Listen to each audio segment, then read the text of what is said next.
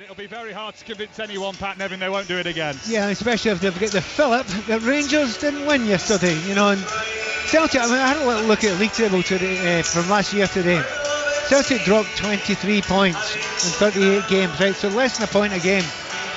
Don't give Celtic a start. Rangers have just given Celtic a start, so every Rangers fan, and maybe others that were thinking, hoping that St Mirren can do something today. But Celtic have got the one job. They've come on, they've had all those celebrations there, and everyone's having a nice, lovely day and a sunny day. They can't go anything other than 100% here, because St Mirren are going to be a tough nut to crack. So I'm really intrigued to see how they do start this one today. Well, the sunny day means that there is plenty of green and white on display.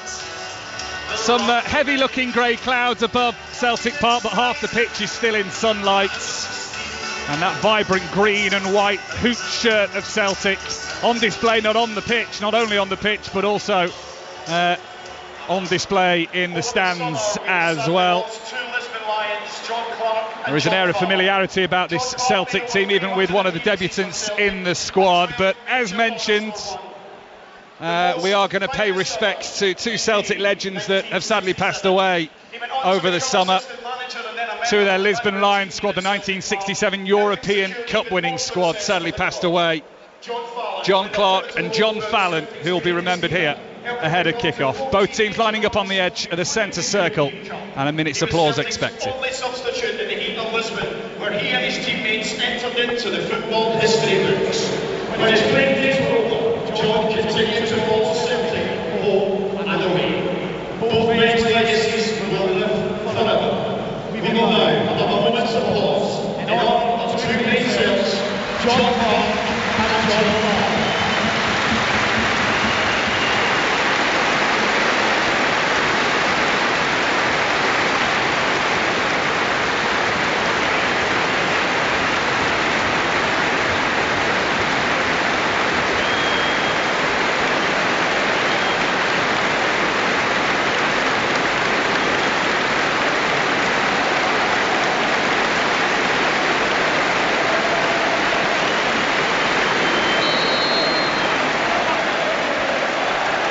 All sides of this great Celtic Park Stadium on its feet to applaud two legends of Celtic's history. The reason there's a lone star on the Celtic club shirt and on the main entrance to the ground is because of people like John Clark and John Fallon winning that 1967 European Cup, the Lisbon Lions as they are known and remembered fondly this afternoon.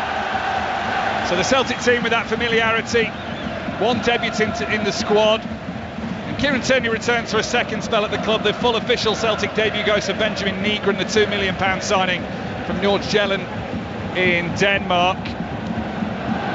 Celtic in those green and white hoop shirts, the white shorts and white socks will be left to right, but it'll be St Mirren in a moment in their full black away strip with a little bit of pink piping on it to get us underway.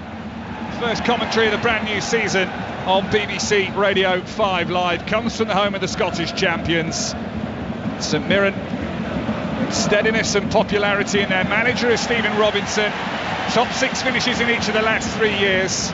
What can they now do in the brand new campaign? It'll be intriguing. You said in the build-up there, I think it was a guess, but it's probably more than a guess, that they go into a back five as soon as they lost the ball. That's exactly what was happening to St Mirren, and they'll just have to stay tight and hope they can play on the break. Very noticeable, first thing they did, smashed the ball up long to Mandron up front, who won the header against Carter Vickers, so that'll give him a little bit of a lift. Keep an eye on that. With Celtic on the far side, they're left to right in these opening 45 minutes. Attacking the Lisbon Lions stand off Celtic Park in Kasper Schmeichel and Cameron Carter-Vickers have got to be careful here. Schmeichel clears it away towards the halfway line. The vision on goal. Schmeichel out of the penalty area, wasn't quite fully there, but now it allows St Mirren to attack down the far right-hand side of theirs. Jaden Richardson, one of their 3 debutants today, attacking the left-back position where Kieran Tierney has the cover and sees it clear back up towards the halfway line. Extraordinary covering once again from Dazen Maeda back there alongside Kieran Tierney. Maeda is ridiculous. I mean, you always watch him and you think how many are on the field, usually 2 or 3. He is everywhere, and he started this season and he ended last. Right start from St Mirren, out on the right-hand side, trying to slide it on through for Roland Iduwu on the right corner of the penalty area. St Mirren in that black kit, right to left in this opening 45 minutes. Schmeichel in goal for Celtic then, with the ball out for a throw on the far side. Johnston, Carter-Vickers, Scales and Tierney their back four. Nigren, McGregor and Hitate the midfield. Yang, Ida and Deza Maeda up front. St Mirren attacking on the right of the penalty area. The pullback will be there. Easy one to gather. It is near post for Kasper Schmeichel, who instantly rolls it underarm out of his penalty area, trying to set Celtic on their way despite the bright start from the visitors. Brendan Rodgers' arms folded at the minute in his grey suit, the Celtic manager. Stephen Robinson's got his tracksuit on and his grey top. Celtic playing out towards the far left-hand side. Maeda plays it back in towards the middle as it's scooped up over the top. Celtic into the penalty area. It is behind for a goal kick, which allows us to go to the cricket. Final day of the fifth test, Ellie. And we're underway again after tea. England 318 for 4, 56 more needed to win. Joe Root is on 99, Jacob Bethel is on 1. England can just play it steady and then secure a 3-1 series win and the Anderson Tendulkar Trophy, unless we get a big twist in the tail. Ellie, thank you. We'll be back regularly to Edgbaston throughout the afternoon here on BBC Radio 5 Live. 0-0 between Celtic and St Mirren. Long ball pumped forward by St Mirren. And Celtic should be able to chase that down and again clear it long up towards the halfway line themselves. Let's go to the golf, get a check-in on the Women's Open. Cat Downs. Back-to-back birdies for the Japanese leader Miyu Yamashita on 8 and 9. She goes to the turn in 33 and she's opened up a 3-shot lead at the top of the leaderboard ahead of England's Charlie Hull, who's just tapped in for a second par of her back 9 on the 11th. But she's 3 behind with 7 to play. Needs to get things going if she's to claim her maiden major title. Thanks, Kat. We'll keep you updated on that as well. St Mirren on the halfway line to the right of the centre circle. Play it looking for the pace. Lowell on the ground of Idowu, who is going to give the chase, but loses out. And then as St Mirren go forward, Celtic, certainly their fans wanted them to do the same, Pat Nevin, but they were halted with a little bit of hold-up play. Like yourself, I'm quite impressed with the way St Mirren have started. Not completely open, but when they do get the ball and they do break, they try to be A, at pace, and B, with numbers. And it's looked quite dangerous. Final ball hasn't been good enough yet, but they've looked quite dangerous in the breaks. Yang into the middle, uses Hitate, plays it out to the left-hand side. Low-driven effort, well wide of the right-hand post in the end.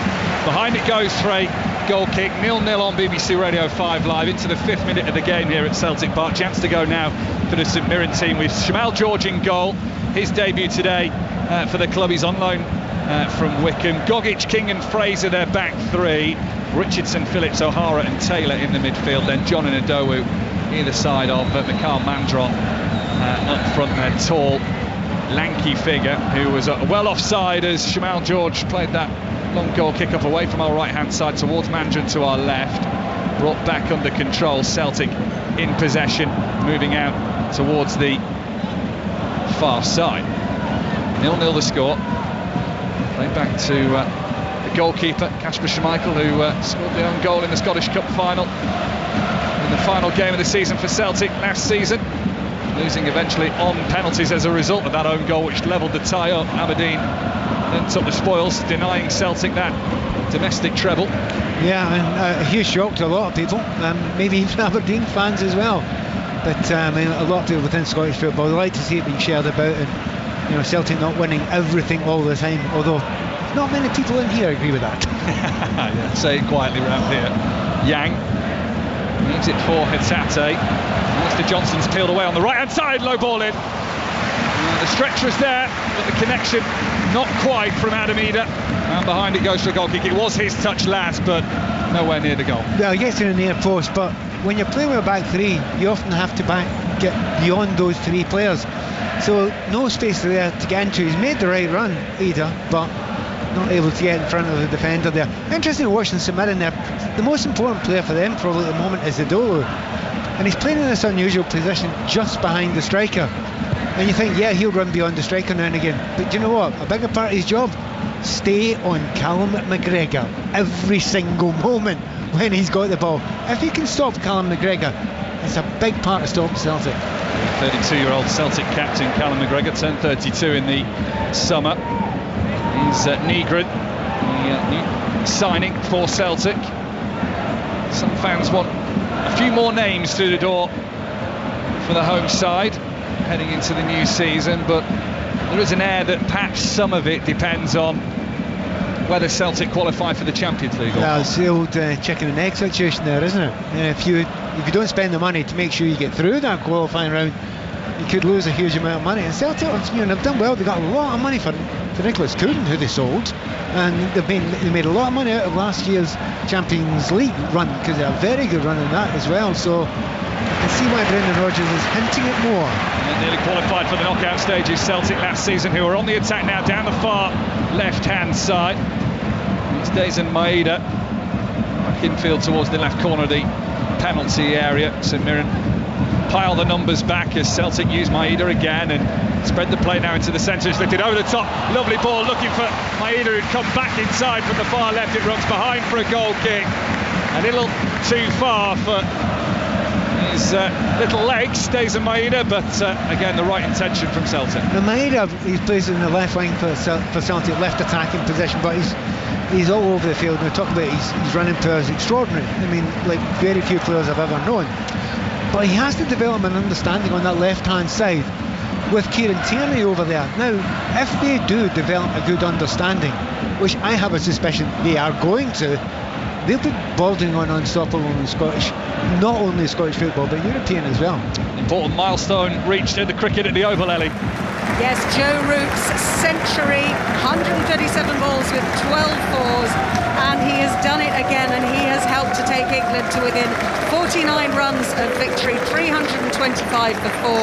Took his helmet off and revealed he was wearing the white headband commemorating the great Graham Thorpe, whose 56th birthday it would have been this week, and whose loss we mourned a couple of days ago. But Roots kept the headband, and he looked up to the heavens and thought about that great legend of English cricket. Lovely touch from Joe Root. Ellie, thank you. We're back at the Oval regularly, and the ball just breaks free here for Celtic, and Ida's trying to get in round the back of a little bit of a scrambling defence. Goalkeeper made the call, Shamal George, to come off his line, dive low, gather the ball. He's taken a knock off Ida in the process of that, but more importantly for St Mirren, putting his body on the line and preventing the opening goal. 0-0. It was one of those ones where every single striker on the planet will say, that's there to be won, that's where to be hit. I'm not sure it was. I think the keeper had that one. Ida sticks his foot in there, and that he's really hit the goalkeeper badly there. They will have a look at that in VAR, because when the keeper's in a horrible position there, because you can't protect yourself in any way whatsoever. You have to go for the ball, whereas the studs are flying in. It'll probably be fine, but that was an ugly one for the goalkeeper to take. Yeah, Ida was never favourite for that. He was scrambling all over the back of the St Mirren defender, who was trying to shield the ball as George came off his line. George just slowly starting to sit up. What that does allow is players to come over to this near side. Stephen Robinson, almost halfway down the touchline, is just having a word with Richard King in his debut for St Mirren. We can go to the Alexander Stadium, the UK Championships, the men's 1500 metres, and get an update from Katie Smith. Yeah, the final event of these champs, and tickets secured to the World Championships in Tokyo for Neil Gourlay and Elliot Giles, top two in that men's 1500 metres. What a sprint finish, right to the line, with Gourlay pipping Giles pretty much on that finishing line. In the women's 1500 metres as well, former Olympic champion Laura Muir is also on the plane to Tokyo with a second place finish, a kick from her in the final stages. Sarah Calvert, though, taking the win ahead of the likes of Katie Snowdon and Reve Walcott-Nolan. So those two will have to wait for confirmation. Alison Kerbishley alongside me. It's so complex when athletes who don't have the qualifying times start throwing in results like that and mixing it up. I think, it was a real example of each of them beating each other up in the warm-up, and they all let Max Bergen get into their head, because they all knew what he was going to do. He came out, he ran sub 50 seconds for the first lap. He knew that he just had to stay out of trouble, and no one was going to try and take that race on. And it was the two guys that meant something to them. They really wanted to make a point here. A shame to see Ben Patterson, but I just don't think he's in the shape So I'd be very surprised if they select him, because there's guys there that are capable of running quicker than Ben this season. So what a 2 days of racing we've had here in Birmingham, Mike, and plenty of those big names that you might have heard of on the British team, the likes of Lurimer, Zarnell Hughes, Dina Asher-Smith, have booked their spots at the World Championships next month. Katie, Alison, thank you very much. We're live at Celtic Park, where it's currently 0-0 between Celtic and St Mirren. That's a ball that was played long in from the left-hand side to the edge of the St Mirren penalty area away to our right, nearly controlled over the shoulder of Adam Ida. Before that, St Mirren were enjoying a little bit of possession, but their goalkeeper Shamal George rushed to clear it long, and that just handed it back to Celtic. 0-0 the score. Down goes Hitate, and that gives Celtic a free kick. 10 yards outside the St Mirren penalty area on the right corner of it. Yeah, just before we went to the Athletics, we were talking about goalkeeper Shamal George getting injured there. He's okay, and by the way, welcome to Scottish football. But Ida, that's actually 2 really strong challenges he's made, and there's a real question mark last season about Ida. Was he putting the effort in? Was it physical enough?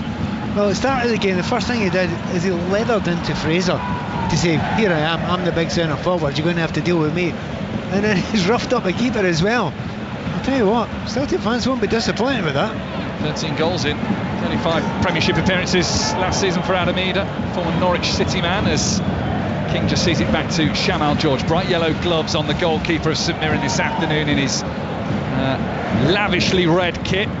Shirts and shorts and socks to match. Celtic inside the centre circle did lose possession, but unfairly so, according to the referee Don Robinson. So have a free kick, which they take quickly, play out towards that far left-hand side of theirs, with Maeda, who just cuts it back towards the halfway line. The far side of the Celtic Park, bottom tier, certainly shrouded in sunshine. A warm afternoon in Glasgow, as Hitate plays it forward, and Celtic try and cleverly play their way into the St Mirren penalty area. In the end, they have to go and pull out towards the left-hand side, twisting one way, then the other. That's a lovely turn, and he's got round the right back, sends the ball in, the header's down, straight at Shamal George from Adam Ida. Got towards the near post, got towards the edge of the 6-yard box, but a downward header. And that's exactly what Celtic fans want to see from Kieran Tierney, playing like a winger even though he's a left back. Let's get an update from the golf, see how Charlie Hull's getting on. Cat Downs.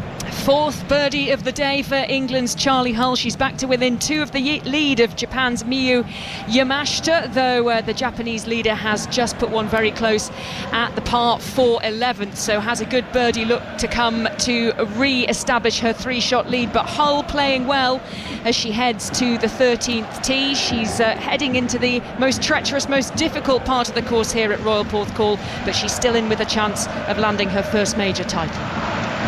Kat, thank you. So it could be a dramatic finish at the Women's Open. Heard about the drama in the athletics. We had drama in the F1 earlier, the Hungarian Grand Prix, narrowly won by Lando Norris, and you can get the full dust down of that on the Checkered Flag podcast this evening on BBC Sounds. How much drama are you expecting here this afternoon, Pat Neville? Yeah, it's not really lit up for Celtic yet. They've created 1 or 2 little half chances. They've controlled the vast majority of the game, but getting to the byline a couple of times, but nothing extra special yet. St Mirren will be delighted they've got past 15 minutes now with not too much trouble. At the quarter of an hour mark just ticks over. It is 0-0 between Celtic and St Mirren on the opening weekend of the Scottish Premiership. Rangers dropping points yesterday against Motherwell. Falkirk earlier today, getting a 2-2 draw on their return back to the Premiership, back-to-back promotions. They drew 2-2 at home to Dundee United, who are one of the sides expected to be in that top 6 mix. Here's Yang in from the near right-hand side of Celtic, bright pink boots on his feet, and it's slid down the middle again, looking for Ida. They're trying to do that at every opportunity. He's trying to drop his shoulder and turn around the defence of St Mirren, but he can't for now. A pause in the attack, but Celtic will come again through Yang, just flicks it away from Callum McGregor, the captain. Needs Liam Scales, the defender, to step in midway inside the St Mirren half. Now out on the left-hand side, ball sweeps in towards Ida. His header over the bar, the flag goes up for offside anyway, wouldn't have counted. But again, he's lurking in the right positions, Adam Ida. Well, he's lurking in the right positions, but he must be thinking, This is my birthday all over again. You get Kieran Tierney out there, getting the ball time and again, and he's just whipping it into the perfect areas time and again. And the fact, I said right at the start there, if Maeda on the left-hand side and Kieran Tierney can get an understanding working together, they'll be unstoppable. Right, well, we'll take the kind of tense and we'll change that. They are already unstoppable in this game, and they will create more and more chances this afternoon and as the season goes on, if both of them can stay fit. It might not have had a goal yet, certainly not deterred the ultras in the north-east corner from where we're sat at the moment on that bottom tier, bouncing around, the arms clapping above their heads at the moment. Here, St Mirren though in possession on the halfway line, left of the centre circle, with Richard King, the Jamaican, who is new to the club, scored in the 8-2 League Cup win over Annan Athletic. Competitive games already for St Mirren this season. They're in the group stage of the League Cup, they've won their group.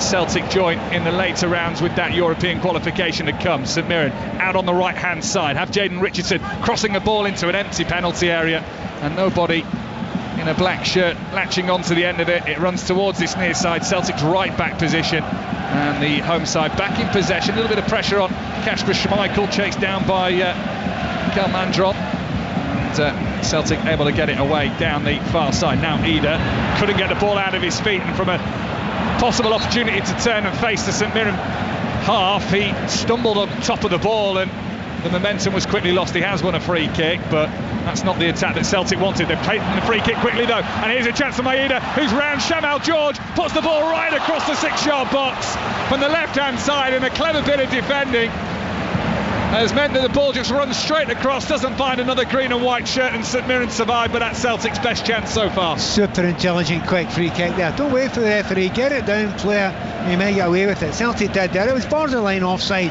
but Maeda, if he's got half a yard and there's any space in front of him, he will get there. Did everything right. I think there was some brilliant defending in the middle there though. The expectation was the defender was going to try and clear it. Had he tried, I would say it was a 90% chance to put it on his own net.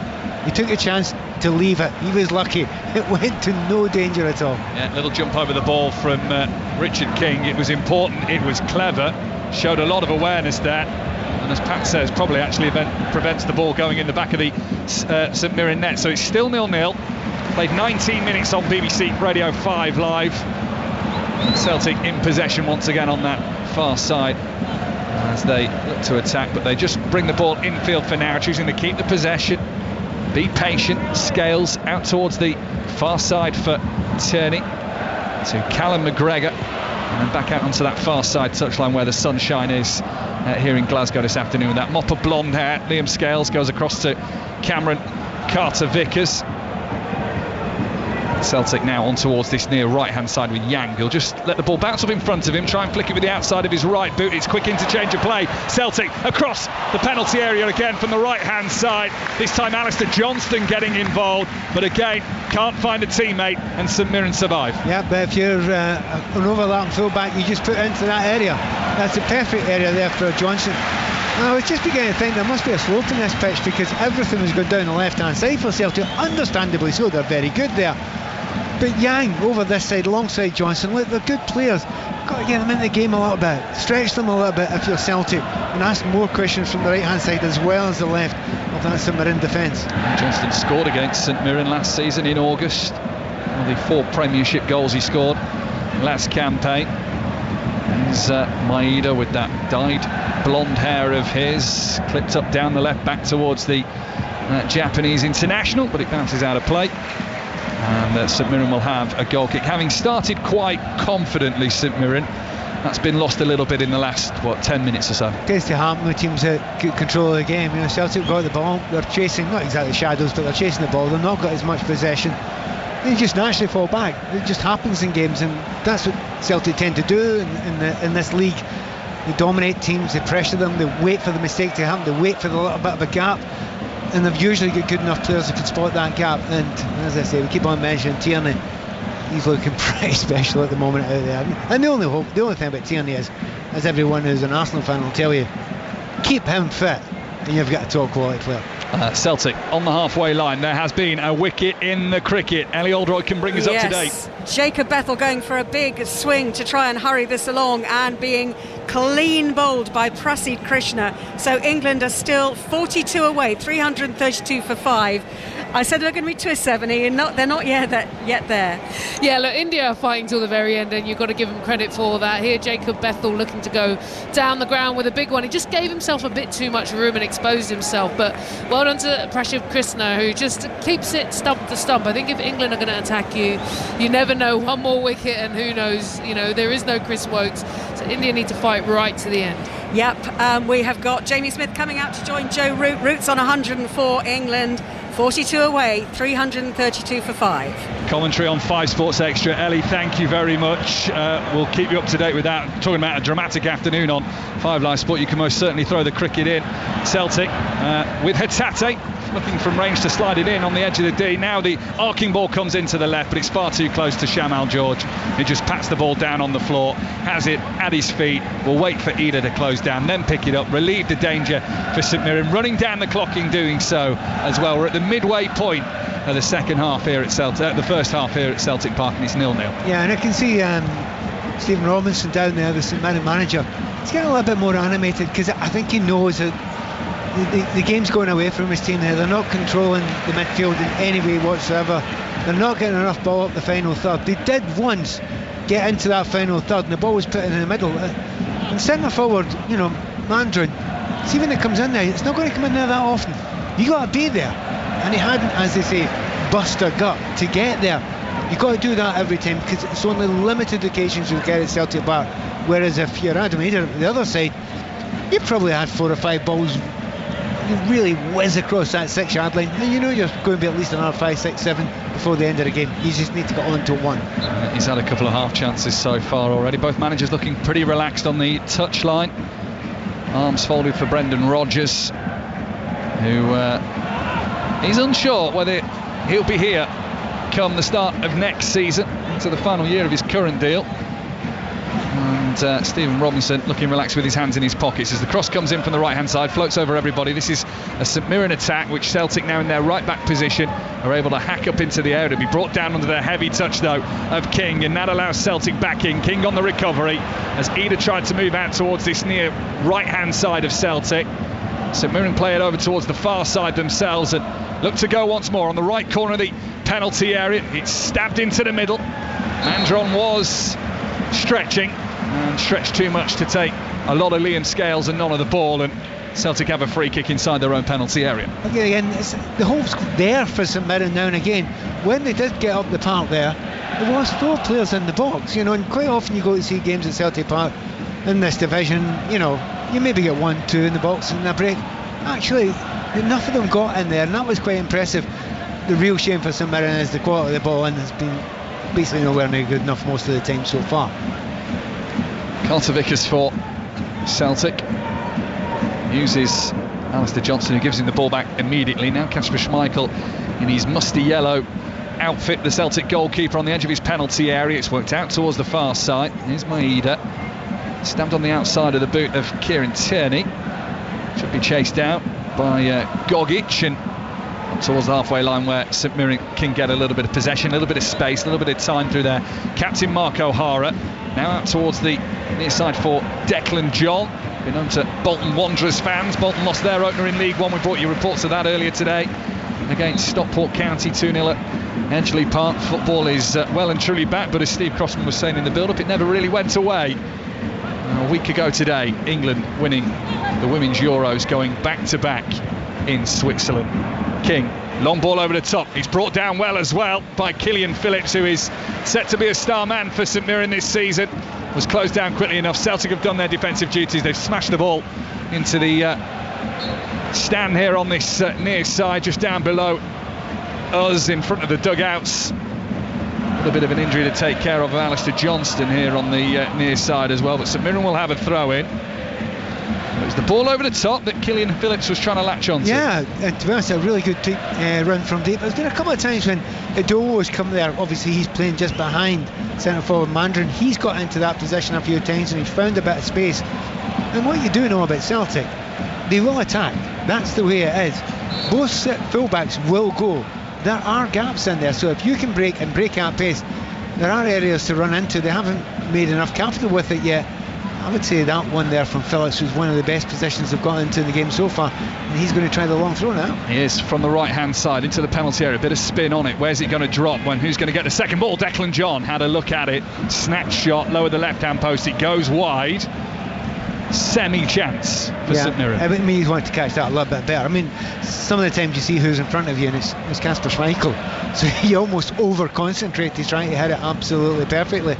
But once again, Schmeichel, very quiet afternoon. He'll be topping off his suntan today so far. Certainly will. Now 39 years old, the fair-haired Dane.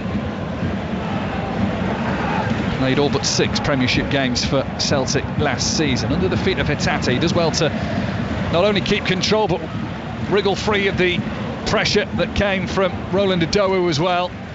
0-0 here between Celtic and St Mirren in the opening game for these two of the Scottish Premiership season. Now Alistair Johnston just leaves it to the right-hand touchline for Yang. Needs a little bit of support. That goes now on the overlap of Johnston. First time delivery into the edge of the 6-yard box. Past Maeda. Shamal George stayed on his line. Then the low fired-in shot from the far side that Ida tried to poke a foot at. It gets a block in the way and goes behind for a corner. And it's still 0-0, and still Celtic can't find a way through. But they're getting to the byline time and time again. It's not difficult for them to get there. But once again, the quality that Tierney adds to there. The ball comes to the back post. First touch is perfect. Second touch is lashed across there. And the ball was deflected over the top. It could have gone anywhere. Tierney's added something to this team without a shadow of a doubt. Benjamin Mirren taking this corner from the near side right of Celtic, left-footed, in swinging delivery, headed away out of the penalty area. It'll drop for McGregor. Just has to dance around a little yellow plastic bag that's made its way onto the pitch. Another ball comes in from the far left-hand side of Celtic, and it's headed away and dealt with. Once again, it was Kieran Tierney's low-driven effort that led to that corner. But in the build-up to the corner, in preparing to take it, Negan just had a little waft of his right hand up towards the stand behind that goal to say, come on, be louder, be prouder, help this team get on its way a little bit. 0-0 at the moment between Celtic and St Mirren, with home side in possession. Cameron Carter-Vickers just towards the right of the centre circle, 10 yards or so inside the St Mirren half. It's played down the middle, a little too inviting for St Mirren to get the interception in. The control from Mark O'Hara out to Mandron to chase down. Touch comes off him last, with Cameron Carter-Vickers playing the ball forward. Mandron stuck out a leg, gives Celtic a throw in. A Celtic side that last season scored 112 goals in the league, their second most in a single campaign in the post-war era. Only bettered by the 114 they scored in the 22-23 season, but so far being held off here by St Mirren, maybe until now. An arcing ball around the right-hand side, has Ida looking onside for now. He's just held up in the penalty area, has to back away from it. Now the flag goes up. That gives St Mirren a free kick and allows us to go to the cricket. Ellie. It's been such an epic 7 weeks between these two teams, and it's come down to this final act. England need 39 more to win. 5 wickets left. Joe Root has scored a century, and Mohamed Siraj, Ebony Rainford-Brent, is bowling as if his life depended on it. Yeah, look, you have to give credit here to both Prasidh Krishna and Siraj. They are putting their last bit of energy, and they're getting the ball to talk, actually. They're bowling full, they're wrapping the pads, they're getting the crowd going up with LBW appeals. They nearly actually went up for one a moment ago, but this is high quality sport. They do not want to let this go. The Indian fans to the right are loving this. The England fans to the left just a little bit quieter. 335 for 5, 39 needed to win. Ellie, Ebony, thank you. Chance here for St Mirren, most certainly. Mandron tackled from behind, little lazy clip on his heel, he went down, and that gives St Mirren a free kick. 25 yards from the Celtic goal, left of the D. This is an opportunity, Pat Nevin. Classic one for a right footer to curl into the corner there. Probably a little bit wider, about 2 yards wider than you would absolutely like it to be. And as I say that, left footer walks up, so he's going to stick it to the back post for I would imagine. Declan John over it. Yeah. Well, he's capable of hitting it from there, but you suspect this one's going to go to the back post for a number of players to go and attack it. Two arms raised in the air from Declan John, who backs about 5 yards away from the ball. The left footer expected to swing this one into the penalty area. Players start to make their runs around the defence. It's a good one towards the back post, clipped away by Celtic, kept alive in the middle there by Marcus Fraser. Now moved out towards this near left-hand side of St Mirren. O'Hara lines it up, curling effort, punched away. Out for a throw-in on the far side. Kasper Schmeichel quick to react. He looked destined for the far right corner, 0-0. Yeah, he should save that one, but it's a shot on target. It's with power. It's called away to the back corner there. I would say that's the best 2 moments of the game so far for St Mirren, and they'll get a real lift for that. And you know you're going to have to soak up a little bit of pressure. We'll see if that reaction is a good one for St Mirren to get a few more attempts on target. Can they start to build momentum? Throw into the penalty area, come back out to the taker on the far side, laid towards Fraser Taylor. He goes right-footed, curling towards the edge of the 18-yard box of Celtic. Away first time from them, mopped up by Gogic. St Mirren have the ball back on the floor, out towards the far side touchline, a yard in if that from it. It's a cross that's early, but this one much more comfortable for Kasper Schmeichel, who gathers with 2 hands, runs towards the edge of his penalty area, tries to release Adam Eder. Always favourite to it was Gogic with his shaven head, and he plays it back to Shamal George, who goes under it first time with a load of backspin on the ball towards the halfway line. Do you know, Gogic is one of those players, and I'll watch him a good deal, and he's playing with St Mirren, and it's to take nothing away from St Mirren, but why he's not playing for a Celtic or Rangers has always been beyond me. He is a fabulous footballer at this level. Yang infield, McGregor, the captain of Celtic, plays it to Liam Scales on the edge of the centre circle. Back it comes to McGregor, and now Johnston on the right hand side. The near for the home side in this first half of which we've played nearly 33 minutes, and it is still 0-0. Charlie Hull closing in on the top of that leaderboard at the Women's Open. Royal Porthcrawl chasing down Yamashita, who's 12 under. Hull is 10 under through 13. We'll get regular updates from Cat Downs, watching the final dramatic action on BBC Radio 5 Live. Drama in the F1, which was run by Lando Norris earlier to close that gap to Oscar Piastri at the top of the standings. Ball low in from the far side for Celtic. Eder tried to lay it off. St Mirren able to clear it low along the ground, and then the flag goes up, delayed once again, but another offside against Adam Eder. There's been a couple of those this afternoon. Yeah, and he has to go and play in the line. Remember, he's playing against 3 centre backs, Eder, so a lot of time we have 1, 2, sometimes 3 players. And as I said, Gogic, one of the really top players in Scottish football at the moment. Not just a very good central defender, but a leader as well, but very, very impressive on the ball. So he does not get a lot of space there. And by the way, I know it's not my job, but can I do a little bit of an update from Scottish football today? Hibernian have won 2-1. I believe that takes them top of the league. Kieran Bowie scoring both goals. Cue the headlines, star man, Bowie.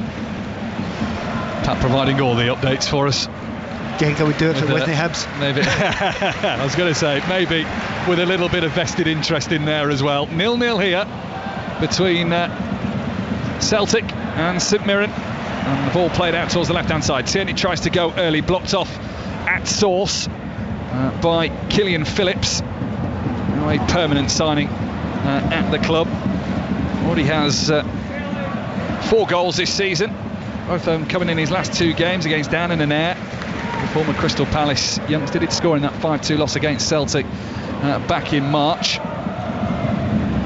Celtic in possession with Nygren towards the edge of the D on the St Mirren penalty area. It'll run through loosely to Yang. Yang then uses Hitate, tight to the byline right hand side. Shamal George diving away from his goal line into his 6-yard box, catches with 2 safe hands and prevents any further danger for St Mirren. 0-0. And immediately they get to the byline again. I mean, you want to get there 2 or 3 times in a half, and any more than that, that's great. What Manchester City were always fantastic at doing.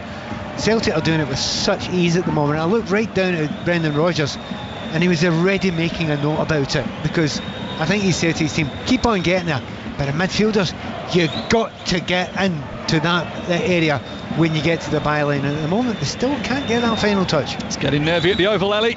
Stings in the tail all over the place. Joe Root is out for 105 excellent wicket keeping by Dhruv Jurel. Prasid Krishna, the bowler. 37 still needed to win. 337 for 6. Ebony Rainford Brett. Oh, what a moment. This is massive. Prasid Krishna has charged in. He's hard. He's running in on the final day, and he really got a ball to just lift and bounce. It was only a feather of an edge through to the keeper, but that extra bounce, that extra lift, and this is just showing two sides going right to the wire. The battle is on, but now with Joe Root back in the hutch, who knows? They're one batter down, potentially with Chris Wokes. He may have to come out. Who knows? Yeah, if England need just a handful of runs to win at the end, Chris Wokes, we're told, may well come out in a sling to bat one-handed, but Jamie Overton is heading out to join Jamie Smith. 37 needed, 337 for 6. Ellie, thank you. Wow. Drama. You can listen to it unfold on Sports Extra if you need BBC Sounds. That's where you can also take commentary of Celtic 0, St Mirren 0 at the moment in the Scottish Premiership. Opener for both of these two sides. If you're heading out, maybe the start of your summer holidays, you can take us with you. Yang in from the right-hand side. Little dance for him past Mark O'Hara, the St Mirren captain. He lets Hitate take over. Now Turney pushes it on through for Maeda, left of the penalty area, but he'll back out of it. Play it back to Kieran Turney. Those two interchanging passes again. It's tricky play from Celtic. Turney, a little dance to the left, then the right, back towards the byline. Hangs the ball in the air from the left-hand side on the cross. Headed away from the St Mirren defence, and now they're asking for Roland Adowu to chase the ball and keep it up towards the halfway line. His chase is short and short-lived, and Celtic back in possession, but that was nice between Maeda and particularly Kieran Turney. Yeah, well, I asked the question 2 minutes into the game. The question has been answered effortlessly by those two over there. Honestly, at will they get to the byline. The quality when they get there is exceptional. There was a whole bunch of Celtic players got in the box that time, and you're now beginning to see a lot of the St Mirren players beginning to fade a little bit, getting tired. You mentioned the Dover looking tired there. You know, I would argue that Mandron's even more tired looking than him. He's hardly had a kick of the ball in this game. He's run himself out. Doing this against the likes of Celtic just gets harder and harder every single minute. It certainly does. It's a tireless effort to try and keep Celtic out, but they are for now. St Mirren 0-0 with around about 7 minutes left of the first half. Yang in from the right corner of the penalty area now. McGregor, Hitate takes a little touch to step away from the left-hand side. Now here's Adamida. He lays it back out to Hitate. It's tight and compact on the edge of the penalty area, almost on the penalty spot. St Mirren survive a game for now. It won't be a long reprieve though, because once again Celtic looking for the attack on the left-hand side of Kieran Turney. It doesn't happen. Mandron will go chasing. Cameron Carter-Vickers has the cover and lays it back low towards Kasper Schmeichel, who can take one touch to control and a second one to give it to Johnston. And now you can hear the noise around Celtic Park because the fans want them to go again and keep this pressure up. They did lift it, and the pace. There was a little bit of a groan when Celtic tried to play through the middle with intricate 1-2s there. I don't think there should be a groan. You've got to do that now and again. You've got to ask a different question. The question's been the same one time and again. Get to the byline, right hand side some of the time, left hand side most of the time, and they've done it very well. But ask other questions as well. They tried to do that, Celtic didn't quite get through, but that's what defenders don't want. They don't want different questions asked all the time. So I think Celtic should carry on doing that if they want to win this game. Down the left hand side they come again. The ball just rolls on the touchline on the wrong side of the white paint for There's a Maeda on that far side. St Mirren throw. It was an interesting break though. You're just after a really good place to play with Celtic. They nearly got through with Ida, but the break was a 1-on-1, and it was Mandron on Carter-Vickers. And you think, well, wait a minute, you've got that wrong. No, you've not. That's how Celtic do it. They will go man-to-man at the back. They will trust their defenders to be able to cope, and I think Carter-Vickers most of the time will back himself against most of the forwards up here. Fourth season now with Celtic. Cameron Carter-Vickers, the former Tottenham Hotspur, Sheffield United, Ipswich and Bournemouth man. Celtic in possession. 0-0 the score. 5 minutes left of the first half. Out towards the left-hand side, as it so has often been this afternoon for Celtic. Maeda and Hitate combined now. Tierney gets involved with their backs towards goal at the minute, but Ida takes it on the chest control. Slams his shot weakly into the floor, and that's an easy save for Shamal George in the middle of his goal. Clutches the ball at his chest, he dives on the floor. I think the defence just about did enough to put off Adam Idah there. Yeah, but they're stretching it all the time now. That's the second time in a couple of minutes they've tried to go through the middle. A little bit of intricate play, a little through ball. I think they know that's where Idah's strengths are. If you play it into his feet and he turns quickly, he'll either get a foul or get through and goal. That time he got through and goal, but just didn't have enough quality. Now look at the pace of Idah chasing down Jaden Richardson, but the debutant defender of St Mirren did enough there.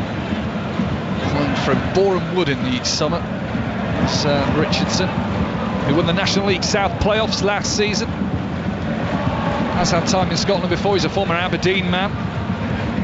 Now on a 2-year deal at St Mirren. Long ball forward for Celtic this time. Controlled by the St Mirren defence, and they can play their way out with King using Fraser. St Mirren here could really do with a breather, keeping the ball for a little sustained period of time. They haven't seen much of it, particularly as the first half has gone on a warm Celtic Park, blue skies above this famous ground in, well, world football, let alone Scottish football. Long ball down the right-hand side is marshalled well by Kieran Tierney, despite the chase from Jaden Richardson, and it will be a Celtic goal kick. They waste no time getting on with it. Kasper Schmeichel getting one of the spare ball options from around the pitch, placed on cones here to get Celtic as far up the field as quickly as possible.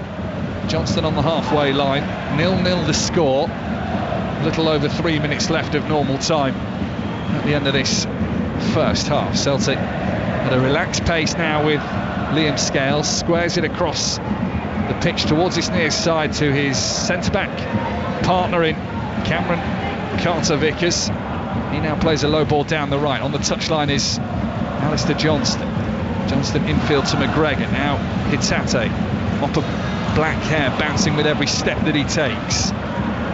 McGregor on the chest control, midway inside the St Mirren half as it's played out towards the left-hand side. Now Meade, he crosses it in, and seen behind, no risk taken by the St Mirren defence, because Nygren was waiting to maybe pounce, and now he races over to take the corner on the near side. He hasn't really got the options that he wants. Michael Mandron races back to help out his St Mirren side here. Corner on the near side, Celtic's right. Nygren goes short towards the right corner of the penalty area, uses Johnston outside of the boot pass to Yang. There's numbers and options open there for Celtic. Back to Nygren, left-footed delivery, floats in the air. Shamal George will always be favourite for it, backpedaling on the edge of the 6-yard box left-hand side, but he gathers, and Celtic's attack will have to wait for another day.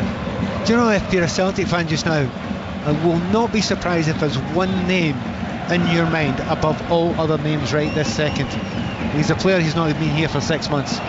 Kyogo is the type of player that when you put the ball between the centre-backs and the goalkeeper, he's there. He just makes sure that he's there. He's just a natural finisher, goes into the right areas. How many times now? I've absolutely lost count of many times that ball's been zipped across. It just needs a tap in, and he's not there. Late challenge on Alistair Johnston, and a yellow card for Roland Adowu. Johnston played it down the right-hand side. The ball had run away towards the near side touchline to find the man, but Johnston was caught late. And there's no questions in Don Robertson's mind that that is a yellow card in the first of the afternoon. Midway inside the St Mirren half, out on this right-hand side, Celtic will have a free kick. Yeah, and Johnston had a little bit of an injury just before that as well, so he didn't need that. For me, Adowu, there's two things there. Number one, frustration. He's chasing and chasing, he's hardly got a kick of the ball. And number two, on top of that, just too tired to keep on chasing back. He just takes the player out. It's tough, and he's accepted it, and give him his due. He's accepted it's the right yellow card, it's the right thing. Yeah, I don't think you could have too many complaints whilst we wait for this Celtic free kick. Let's go to the Women's Open, Cat Dance.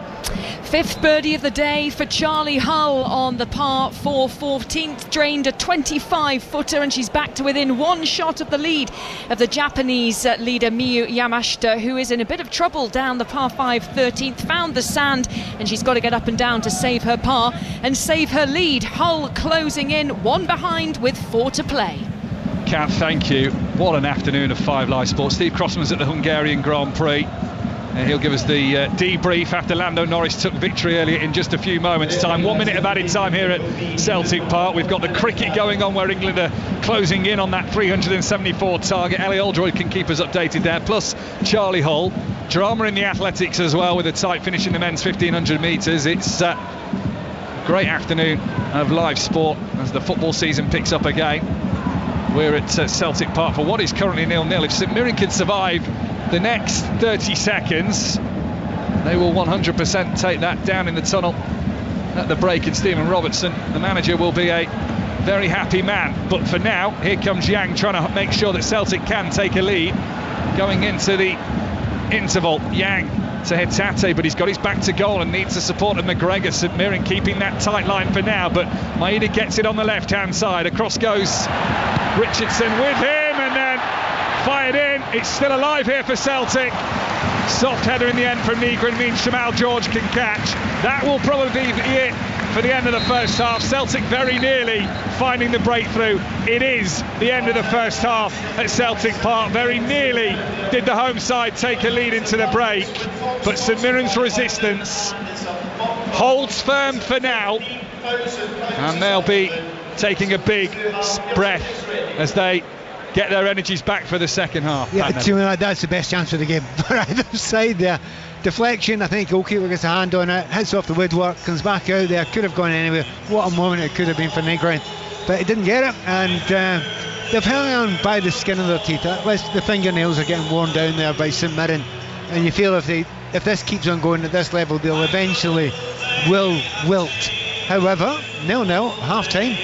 I actually know who the happier manager will be, and it won't be Brendan. I've got a feeling it might be Stephen Robinson. Just the one chance for St Mirren, which needed Kasper Schmeichel to punch away, but they're still in this game. It is at the break, Celtic 0, St Mirren 0. Second half commentary, of course, from Celtic Park. What a dramatic couple of hours are ahead of us on 5 Live, with Charlie Hull very much still in the fight after that fantastic putt, one shot off the lead deep into the final round of the Women's Open golf, and England at the Oval inching ever closer with fingernails down to the quick, Ellie Oldroyd. I think at tea, Steve, I wouldn't say that Ben Stokes was exactly sitting on the England balcony with his feet up and a large cigar in his mouth, but he had that look about him. We've just seen a picture shot of him sitting there, just that way. You hunch forward, your knees are jiggling, your hands are sweating, your mouth is dry. 339 for 6. 35 needed, the two Jamies in the middle, Smith on 2, Overton yet to get off the mark. Will Joe Root and Harry Brooks' brilliant work be undone? Mohamed Siraj is bowling like a man possessed. Ebony Rainford Brent and the Indian crowd are loving every second of this. Yeah, look, the crowds are going in a positive way. Almost you hear the Indian crowd roar and cheer, and then the England fans think, let's match that, and that's exactly what's happening on the pitch here. The Indian bowlers have really lifted it. How tired they must be. 25 days of wearing Test cricket, and they are still charging in. Mohamed Siraj has bowled in every single game, and he is still putting his body on the line here. Ellie, I can feel the drama. Everyone can feel it. There was that thing about the post-tea session, 135 runs added in that afternoon, 153 actually in the afternoon session. It looked so easy. Batting looked like the easiest thing in the world for Harry Brook and Joe Root, and now all of a sudden it's like there are just kind of nails coming up out of the pitch, that there are it's like an Indiana Jones film, that all the big rocks and the rotating blades are coming in. It's looking impossible. Yeah, and it's fascinating, isn't it? Part of this game is so psychological. When Harry Brook and Joe Root were at the crease, they were confident, they were set, they were seeing the ball like a football, and they were hitting it with ease. But once that wicket went, you just felt the pressure creep up, and then all of a sudden the Indians really switched on. Don't forget as well, they've got a new ball around the corner, so they're getting this one to Torkelly, but also in a few moments' time, if they can keep the score down, they'll have a chance to attack again. The target on the big scoreboards around the ground has been ticking down, and it seemed to go down really quickly in the afternoon session. There was a point where it was 200 needed, then it was 150 needed. Feels like it's been stuck on 35 for about an hour.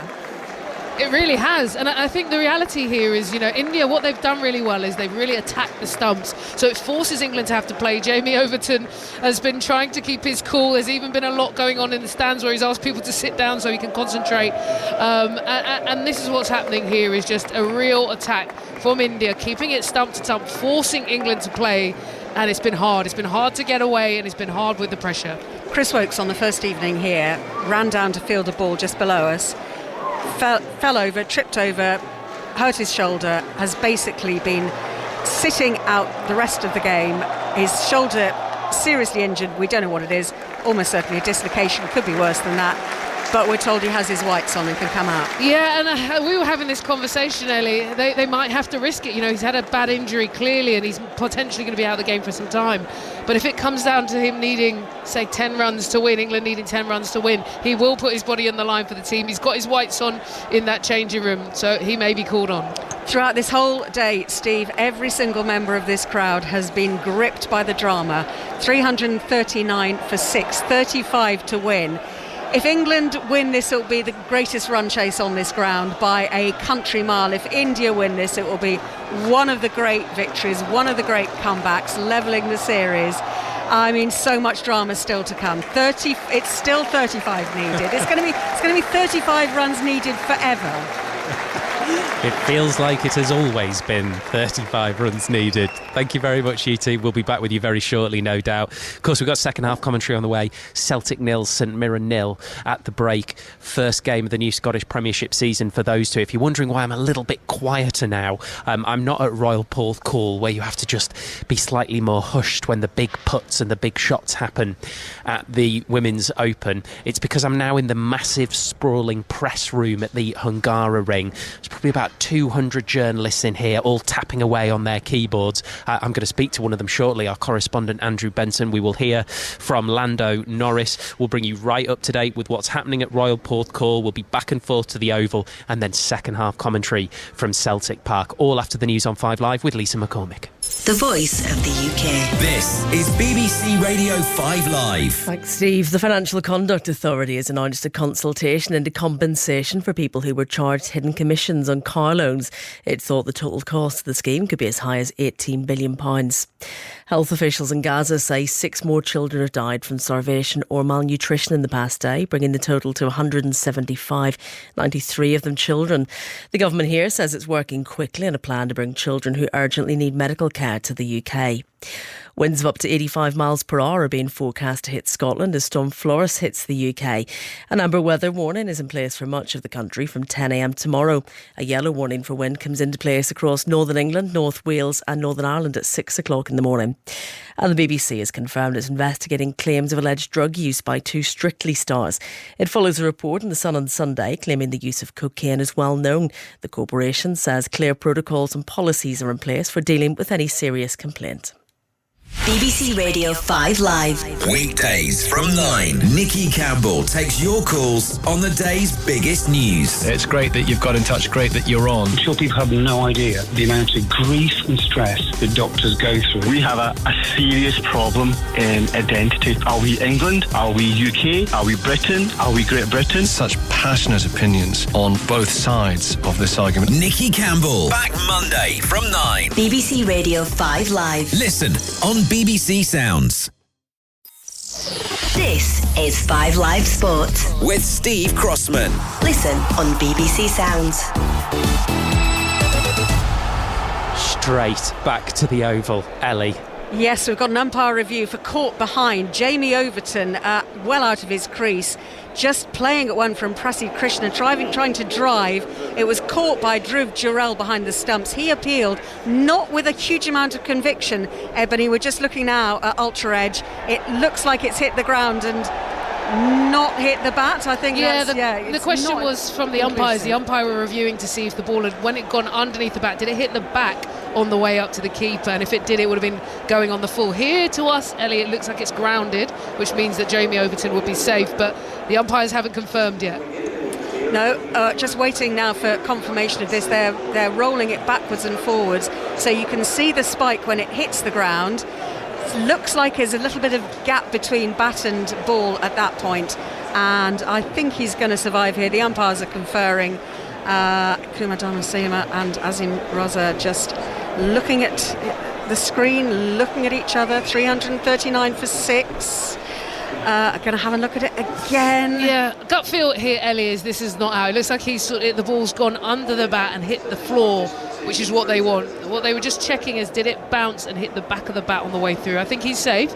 They are taking their time though, Ellie, which gets you more worried. It is tense, this. We had a DRS review just now as well for LBW, which took forever to come up with the 3 with a not out, but still looking at it, Steve.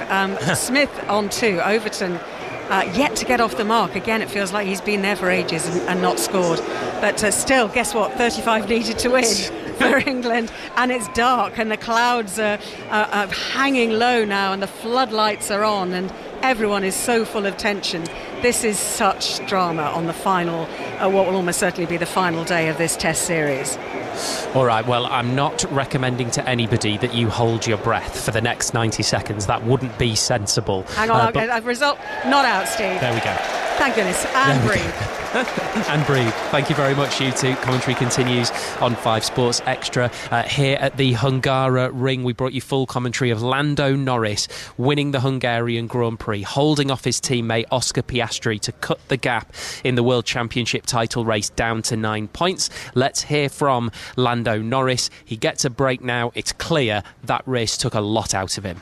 Yeah, a good one, of course, but it was tough. Like, as soon as I knew Oscar was 7 seconds behind with like 20 to go, I didn't really think it was going to be possible, honestly. So it was more, okay, can I just make sure I get second? But as the laps went on, the better the chance I had in a way, and the last few laps were close.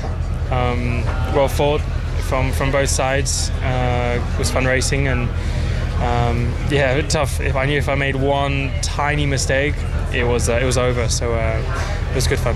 You kept it perfect out on track. No mistakes out there that we could see and the commentators saw. So that's a good thing. Yeah. And 9 points is now the gap. That gives you a bit of momentum, a bit of extra motivation. I'm expecting you're pretty pleased, no? I mean, of course, I'm very pleased, but at the minute it's just to and fro. Like Oscar wins, I win.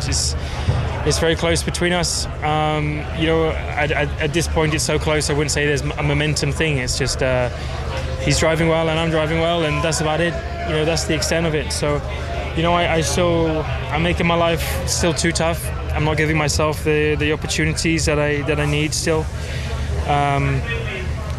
So I got to work on a few more things, but I'm confident. Like, I'm definitely very confident. If I can nail them a bit more, then I'll have no worries. There you go. That's Lando Norris. Ellie, what's happening now? Well, the umpires, just after we were with you last time, the umpires came out and they put the light meter on top of the stumps, and they have gone off for bad light. Just looking at the rain radars, it does look like there is a shower coming in. As I said, it was very, very dark overhead. They're putting the covers on, but not very quickly. I think, Ebony, actually, the two Jamies, Overton and Smith, will be quite happy to go and sit in the pavilion and regroup. Yeah, I think the only frustration for England is going to be that they're going to have to be potentially on and off tonight, which is not great for batting conversation, but it does look dark, and it looks like it might roll in more. So it might be an opportunity just to regroup. OK, 339 for 6, then, Steve. It's going to be 35 needed to win for a bit longer.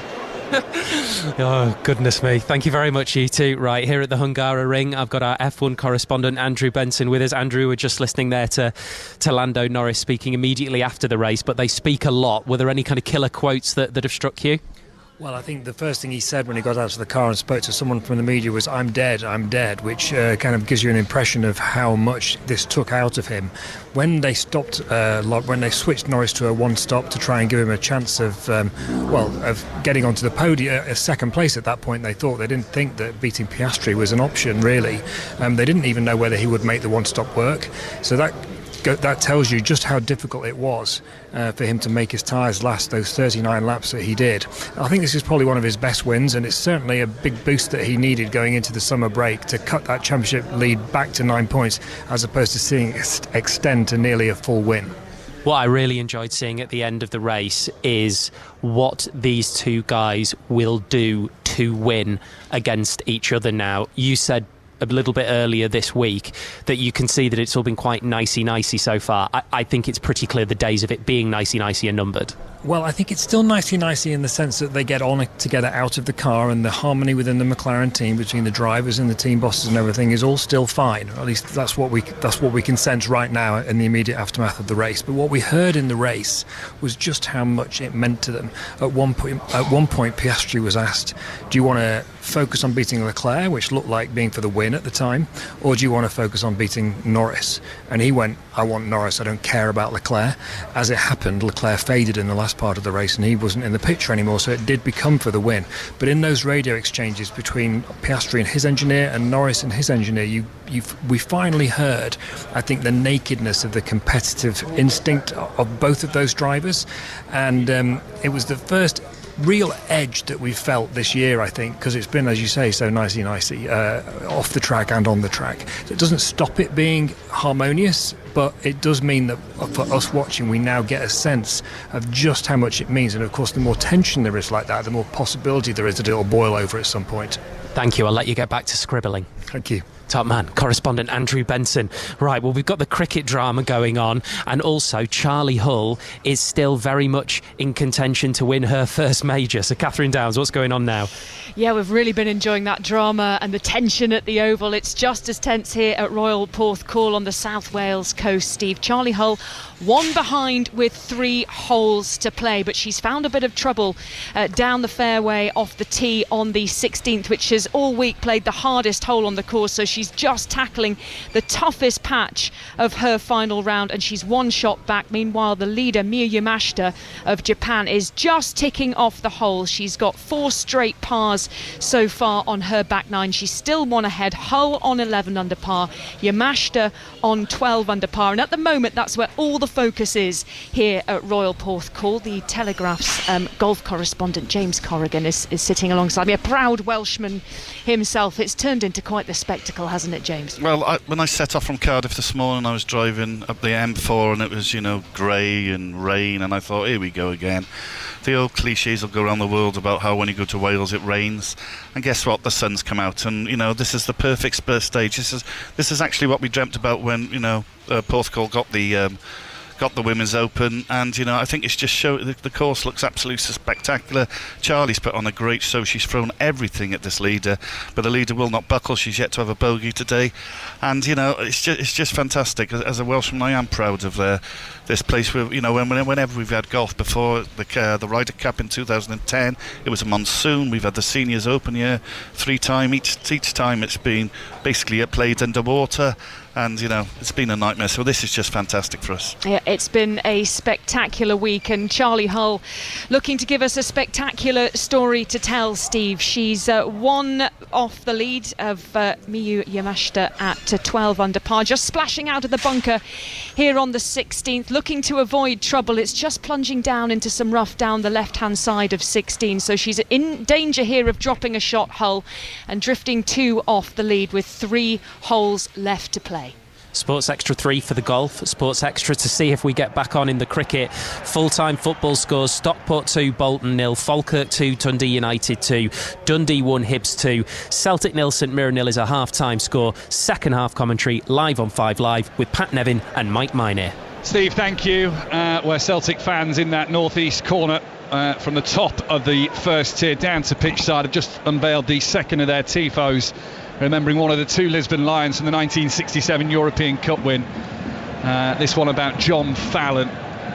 He was a substitute goalkeeper on that famous day in Lisbon. And it's one of those teams where I can actually name the team off by heart.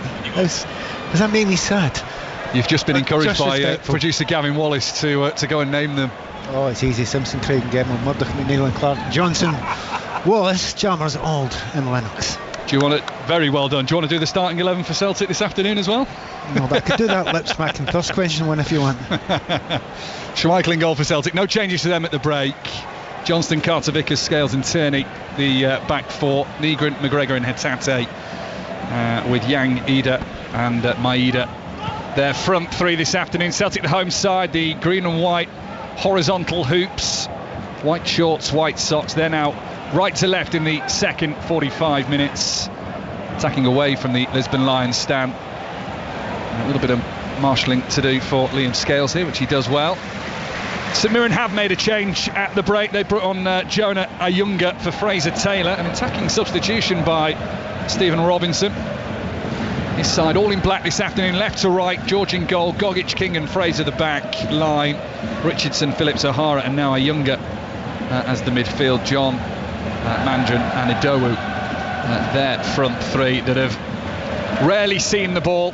One chance for captain Mark O'Hara in the first half. The rest has all been about Celtic, but the discussion at half-time in the press room. Pat Nevin was very much kind of about Celtic being largely underwhelming, and maybe Brendan Phillips gives this current team 10 minutes at the start of the second half. If not, things get changed from the bench. Yeah, I wouldn't be surprised. I mean, Yang on the far side, the right-hand side, he's not gone past his full-back, I don't think, once yet. And I rate him very highly as a technical player. But, you know, there's players such as Forrest you could bring in, ask him another question there. But no, Brendan Rodgers seems to have given him all 10 minutes. But it won't be a lot more than that. And by the way, I mentioned my comment during the first half if Kyogo Furuhashi was playing for Celtic, Hame would have scored, and the consensus was he would have scored 4 in that first half had he been on the pitch. Chances were there for Celtic, just whilst there's a free kick given to St Mirren for a slightly late tackle, nothing too sinister from Kieran Tierney. What has allowed is Cameron Carter-Vickers to go round and pick up a load of small black plastic flags that have been used as part of the Tifo collections that we've had here at Celtic Park this afternoon, to remember those 2 Lisbon Lions that have sadly passed away. John Fallon, as we said, just remembered at the start of the second half. John Clark was remembered before kick-off. Both also had a minute's applause before the start of play.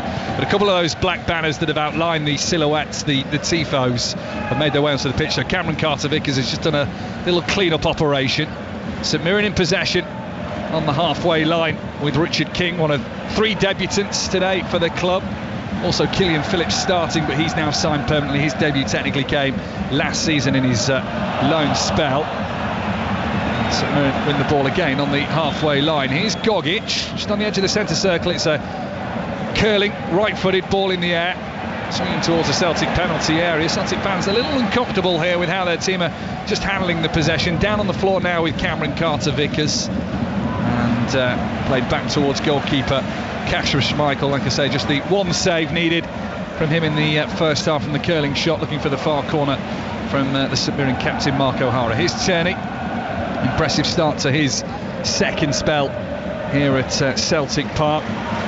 6 years away with Arsenal, but has joined again. That's a ball in from the right hand side, needing the diving header of Adam Eder that doesn't connect with the ball as it swings in towards the 6-yard box. It goes behind, must have taken a touch. Has it? Because it's... I think they want to get the black bags removed from the ground. That's what the referee's looking at just now. But once again, that ball zipped in between the centre-backs and the goalkeeper. I mean, every centre-forward worth his salt will say, just do that all day long. If I'm not there, it's my fault. And the amount of centre-forwards, it's ingrained in my brain, told me through my career, get the ball in that area, and if I miss it, it's my problem. Well, the ball's been in there about 20 times there and they've still not scored from it yet, Celtic. Yeah, Adam Eder is their target focus. Here's McGregor, the captain, edge of the penalty area, low shot, saved low and well by Shamal George. The ball squirmed away from his gloves. It was all about who could get the second ball from that opportunity. St Mirren have cleared it away for now. Ball in from the right corner of the penalty area, bounces wide of the left-hand post, behind for a goal kick. Celtic sharpening up a little. Yeah, I could say that save there from George. He'll be delighted with that start of the second half. Celtic had a great chance right at the end. Obviously he made the save, went onto the woodwork right at the end of the first half, Shamal George. On this occasion, that ball, we're right behind it, aren't we? We saw it arrow towards the corner, low down, but he got a big hand on it and his defenders helped him out by clearing it. So 0-0 with 6 minutes gone in the second half on 5 Live Sport, live from Glasgow this afternoon. We're also across what's happening in the golf, the Women's Open, the Cap Downs. We've also got to keep an eye on the cricket, although Bad Light has stopped play for now at the Oval, and the Aldroyd is there for us. England closing in on their target of 374, 339 for 6. With rain stopping play, England require 35 more runs. Will they get it? They can play up till 7 o'clock this evening if they can get back out on the pitch at the Oval. So we will wait and see. We'll keep you across. It's a Mirren free kick here, slightly towards the halfway line, almost at the midway point of the Celtic half, on this near side, the right for the team, cladded all in black this afternoon amongst now the grey skies of Glasgow. Still warm, swung in by O'Hara, missed by everybody as the heads go up. It runs away towards the far left hand side by the touchline, kept alive though by St Mirren, and Younger goes down. The ball's still alive, the pullback is weak. as they crept towards the byline. That was half a chance for St Mirren that they couldn't keep. Initially I thought play might have stopped for Ayunga and his foul, but the referee allowed play on. The pullback unsuccessful, still 0-0. Again, one of the best pieces of play from St Mirren today, and it's a substitute who's come on. He's got two players on him, and classically if he can go and turn them and get between them, they can't really tackle you. They tried to, he would have got a foul, but the ball was collected the other side there. Shame for St Mirren, the cutback, but they've got to the byline once now, and that's a little bit more exciting. They've added a little bit more positivity in the second half by putting Ayanga up front, and because Ayanga's there, they've also obviously got Mandron up front. Adoro, he'll come up front often, and Richardson comes from right wing back time and again as well, so there's a threat.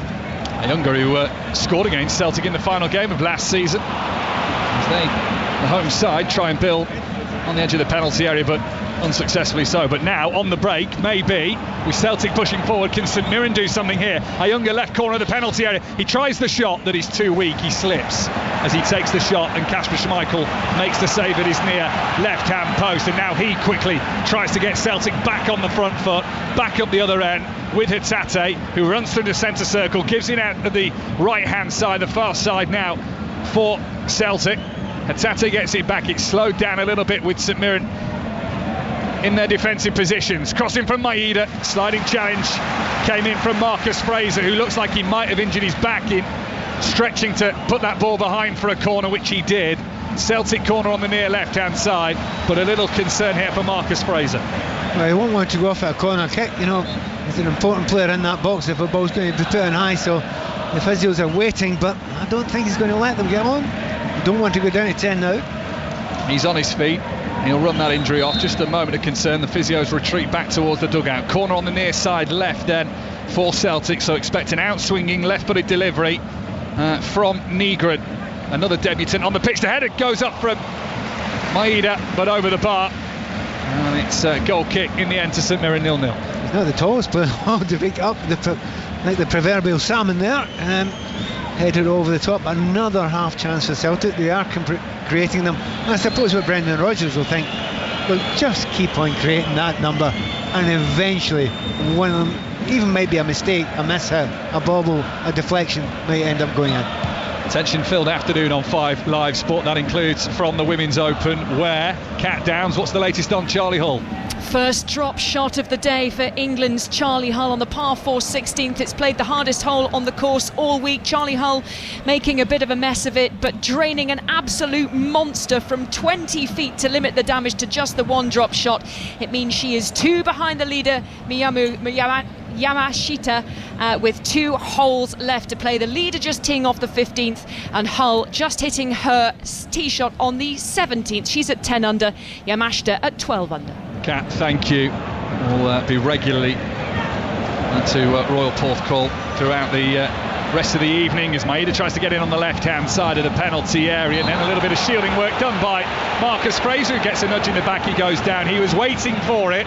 He knew how to play for that free kick and has won it on the edge of the St Mirren penalty area for the visitors. But once again, the tackle by Gogic in the middle of that. Saw the danger, comes out. You've got 3 centre-backs, so one can take a chance and try and win the ball back in a dangerous area. Gogic once again did that, and I was super impressed by him today. I mean, there have been a number of good performances in that St Mirren team, but once again, Gogic is the pick of the bunch in black for me today. So we've hit the 10-minute mark in this second half. We spoke about how long Brendan Rodgers gives it. No substitutes ready to come on for Celtic just yet. Trio of them warming up behind the goal down towards our left-hand side. Celtic in the green and white hoops from right to left in this second half. St Mirren all in black with the pink names and numbers on the back of their shirt from left to right now as they clip the ball up in towards the penalty area, looking for the runner Killian Phillips. It was well over him, charged down by Declan John, off him last. Celtic goal kick. Kasper Schmeichel wasting no time, gets one of the spare balls from either side of the post behind his goal, away to our right hand side, and starts play off. Not that Celtic have then gone forward with any further urgency. They are walking their way up towards the halfway line on this near side left. Hatate back to Kieran Tierney. It's Scales, and Scales uses his centre-back partner in Carter Vickers out towards the right-hand touchline now. The run made by Yang. headed by Declan John. One into the other for him, and it's out for a Celtic throw midway inside the St Mirren half on that far side. I think Brendan Rodgers has had a word with Yang. He looked a little bit more positive this second half. He's not had a great effect on it, one good cross ball, but he's looking a little bit more lively. Tate with space to move forward, down the middle, low shot, takes a deflection and loose off the crossbar, and then wide and off Shamal George. A freak moment. Tate's shot took a deflection, looped off the goalkeeper who was fractionally off his line onto the crossbar, then hit Shamal George and bounced wide of the left-hand post. A lucky escape for St Mirren. Well, you say a strange moment, but a strange moments. There was two of them there, wasn't it, with a deflection? First of all, keeper had no idea where it is. Could easily have gone in the net, didn't.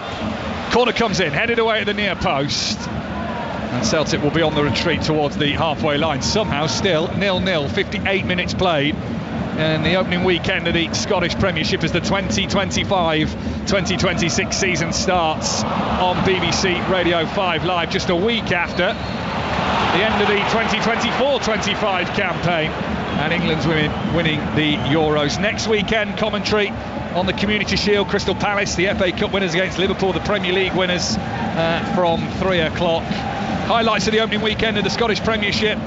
Our sports scene on BBC Scotland from just after 7 o'clock tonight. Celtic do make that first change, and it is the change that Pat Nevin predicted, the oracle of Scottish football, as James Forrest replaces Yang. Sometimes you can feel a wee bit smug, other times you think it is so obvious. That's exactly what needed to happen there. Yang looks absolutely bereft of confidence for most of the first half, a little bit better at the start of the second half.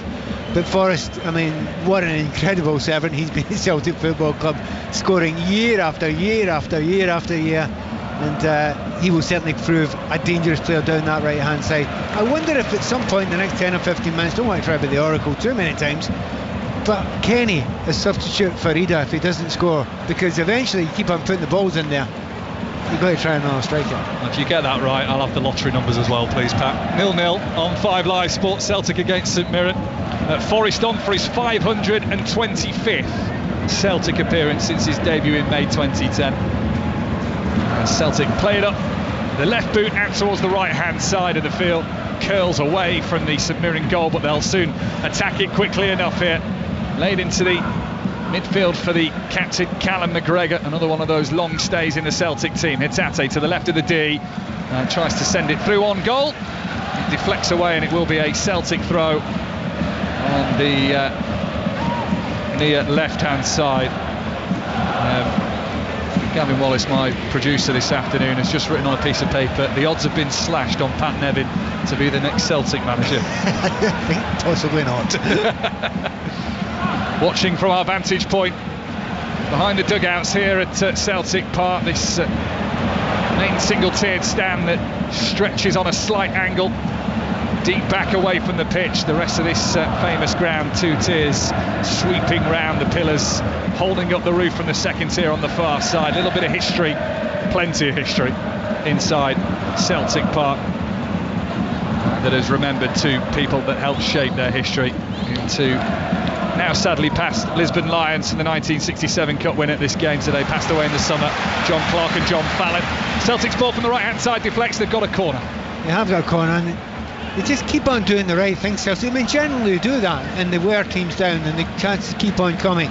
They've hit the post a couple of times, you know, just at the end and the start of the second half and the end of the first half as well. So keep going, and you know it should happen. That's what they think. It should happen. Corner taken short and played into the box, headed away at the first time of asking from St Mirren. Tate then right-footed, kills that one towards the rear of the penalty area, clipped up by Declan John. A wild slice at that. It goes behind for another Celtic corner on that far side, the right. Gives them another opportunity. This one looks like it's destined to go into the penalty area as Celtic look for that opening goal. We're past the hour mark, 61 minutes played. 0-0 as it stands. St Mirren resistant for now. In goes that corner, in swinging delivery, punch away from Shamal George. It'll drop to Tate on the edge of the penalty. It's a low ball in from him. He didn't go for goal. St Mirren can't clear it away. Huge appeals of handball waved away from the referee for now. VAR of course can check that if necessary. Celtic have the ball inside the centre circle. It was a wild clearance and shots trying to be fired in from Celtic. Itate, left-footed, clips the cross in. That will be Shamal George's all day long. He dives on his knees, clutching the ball to his chest, and the danger averted for now. We'll just wait for a little pause to see if any further incident from that VAR. Not to be. They're happy that there was no further damage. No need to look again at the possible handball inside the St Mirren penalty area. I think there was a handball. It was lashed, a clearance was lashed straight onto his hand, which was pretty low down anyway. So yeah, I think there was a handball. Should it have been a penalty? I think not. No time to react. 0-0 the score. Still then, on a opening weekend that has seen Hibs go top for now. Falkirk on the return to the Premiership earlier drew 2-2 with Dundee United. Rangers dropped points away at Motherwell yesterday. Celtic with Ida, left-hand corner of the penalty area. Needs people to start arriving in the penalty area as he tries to pull the ball back. No one was there. St Mirren are able to clear again. Yeah, good movement by Ida. The problem is, again, it's that back three. One defender will go out with him. This time it was Gogic. And if he gets the ball in, there's still two in the middle waiting. So this back three so far has worked splendidly defensively for St Mirren. They try themselves to release a Younger down the middle, slightly to the right-hand side, unsuccessfully so. It was cut off by Scales. Itate uses Nygren out towards the right corner of the penalty area here for Johnson on the overlap. It's a low ball in, too close to Shamal George at the near post. And he's taken a knock for his troubles in doing so. And it's going to be a free kick to St Mirren anyway. Referee stopped play whilst... Try to see if there was a yellow card thrown at Ida there. I seem to think there was. I mean, he's tried to go to the near post, hasn't got it. It's come off the goalkeeper a little bit. I think it's Ida's tried to poke his foot forward there. Caught the goalkeeper, not for the first time today. And we were having a discussion at half-time, weren't we? Psychic Pat's back again. I know. And I said the phrase, if you can keep Kieran Tierney fit, he is an amazing, amazing player. And he's already limping. And I wouldn't be surprised if he has to come off. Yeah, we did wonder whether he gets to the hour mark and is replaced anyway just to protect him, but now he is. Just got a little concern here. Physios has treated him. He's walking off unaided. Slowly though, and it is the end of Kieran Tierney's second debut for Celtic. Re-signing on a free from Arsenal in the summer.